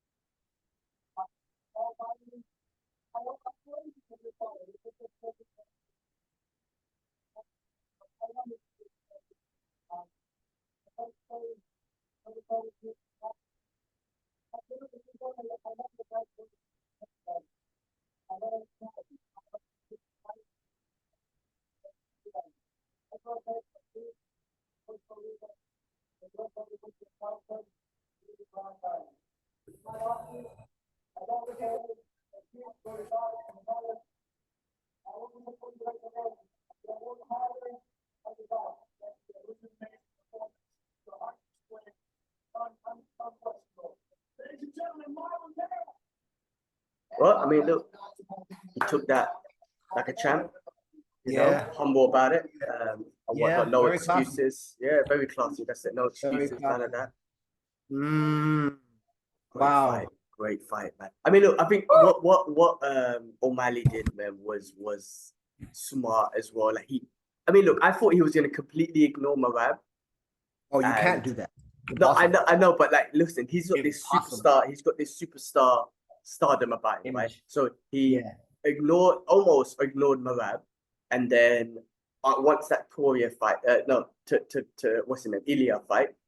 Yeah. And if he ignores Marab, bullet's way, if he could basically call the fights. He could basically say, "Oh yeah, I went to Poirier, fuck Marab, ignore that." And let Marab and Umar or something like that fight. Do you know what I'm trying to say? Oh, you guys Mm, fight. I'm gonna go get Ilya. Like, mm, and then he eliminates one of those two, right? Marab, what do you call it, Marab or Umar? He eliminates one of those immediately, and then he goes mm, up. He saves his title. He goes up, mm. fights Ilya for maybe his title, saves his title. Maybe he loses that fight, or if he wins, it's a different story. If he loses that, I still got my title, and now I've eliminated Mm, either Murad or Umar, for example. I mean, mm. who like this intelligent shit, man. Like, I mean, in regards to his career path and the way he promotes himself, but he threw Murad's name in there, so it didn't mean he ignored him completely. So we'll see what Mm. happens with that. Massively. Yeah, he's shown to be quite an intelligent businessman. Just the way that he negotiated his contract before, because you remember he wanted more money and whatnot, so he did that. He stood away from everybody on the sidelines, waiting for things to happen, and was like, "Yeah, I'm gonna wait for Aljamain." Remember? So he Mm-hmm. already did that beforehand, and now he Volk is the next person. Not that he did that, but he did go up to fight Islam, let everything happen, come back down, and he did it twice, right? So yeah, it's a really great business model, isn't it? Yeah, but Volk, I think, deserves a rematch against Ilya, man. Being such a dominant champ of that division, beating Max Holloway 3 times, he deserves a rematch. I don't know if they're going to give it to him because Sean O'Malley's almost like, I wouldn't say he's like the same Conor McGregor, but he's almost that superstardom. So can he just skip the line and take it? I don't know. We'll see what happens, I guess. It's criminal if he doesn't, but we also know that the UFC are criminally insane about what they do and how they do it. So yeah, I mean, we're here for it all day, every day, whatever happens, right? Oh yeah. Oh yeah. I'm excited, man. This division's exciting. The lightweight division's exciting. The featherweight. There's so many exciting divisions, man. This was so fun about this the UFC, man. Like every division is almost exciting and fun to just kind of follow. And Oh it's not man. just the champion and the number one and two. It's the 3, 4, 5, 6, 7, 8, 9, It's 10. You got the oh, Michael Venom pages who come in who's not even ranked. Like this is how exciting it is for being a UFC fan, in my opinion. massively, massively. I feel like the 155 division is ridiculous. It's so much like potential and For the last couple of years, I skills. think about it though, right? That division constantly for the last couple of years, or Just when I say been couple of years, like I don't know, like 7, 8 years, 10 years, maybe it's just been so exciting without oh fail. man. And then this Oh, division, the bantamweight division, I mean, I think Sean yeah. O'Malley definitely has made it exciting, but you got Oh Aljo made it yes. exciting, you got Marab that makes it exciting, Umar, like people make this division exciting as well, man. These fighters. And these are the lighter weights. There was a time when nobody gave a fuck about these divisions. There was a time when bantamweight almost got cut, right? Wasn't it bantamweight? No, I think it was the one below the DJ's one. Was Flyweight, it flyweight? flyweight. Yeah, yeah, Right. There was a flyweight. time when that whole kind of division arc was seen as insignificant, and it was Mm-hmm. all about light heavyweights and the heavyweights and what middleweights, because we had Anderson Silva ruling that. We had, I mean, if I'm thinking back now, Tito Ortiz, Chuck Liddells, all of those things going on, and those divisions were almost cut, and now that is where you want to be watching. Oh You yeah. want to see I that. mean the Yeah, like headlining cards, all that sort of stuff, man. I yeah, mean, yeah. Like the heavyweight is almost it's, in a sense, it's almost stagnant. Stipe is not doing anything. John Jones injured. They won't let Aspinall fight John Jones, or what's that? it's crazy, but in the UFC, in my opinion, I feel like heavyweights. What's the word? Like, because normally in boxing, heavyweight is where the most excitement It's it's the mecca. always been. But in Yeah, the MMA or the UFC, not really. it's I not. mean, No, the no, title it's not. keeps changing hands, and like Yeah. it's not as exciting as the lower weight classes. Um, Mm, it's crazy. it is. I feel like the belt more recently in those divisions that we're speaking about, the belt doesn't really like it. there's no legacies being built at the moment because it's changing hands so much. It's just like water, you know. It just so if one person gets it, another person gets it. I have no feeling to it anymore because there's no one holding it for a significant amount of time. There's no Anderson, there's no Demetrius. Where it's like, oh my God, I've seen him for like 4 years holding the belt, defending it, and now it's like Yeah. one day you have it, then you have it. I mean, so it's really weird, think but about it's it. amazing. Stipe's the one who's held it the longest, and that was what, 2 title defenses or whatnot. I mean, that's how dangerous. Yeah, 3. I mean, that's how dangerous that's how dangerous the heavyweight division is. One punch, one kick, whatever it takes to finish it. But that's why it's exciting that John Jones is there. But but listen, you got John Jones, you got Tom Aspinall. I mean, let's see, man. Let's see where that takes us. There's potential, but there's no stability in the divisions at the moment in regards to holding the belt because everyone, since those certain kind of them stalwarts, them heavy guards that was stabilizing the division, since they've all kind of gone and moved on, we've got free for all now, and everyone can be champion almost in a sense, So it's opened the door a lot. Definitely, man. Like Amanda Nunes retiring, Open the doors Rocky there. The champion. Like I would never have thought Rocky would have been the champion. Like, no offense to her or anything, she's a tremendous athlete, but it's open now, so it opens the doors. Yeah, definitely. I mean, that's happened with a few divisions, right? I mean, now Ilya is champion. That it takes Volk off there. It opens the door. I mean, Ilya could be dominant. We don't know, but I mean, we don't know. It opens the doors there. With Izzy losing on the middleweight, that opens the door there because it's changed already from Strickland to DDP. John Jones is the biggest one, no? Like John Jones for the light heavyweight. Yeah, light heavyweight. Yeah, it opened up completely. Yeah, exactly. Yeah.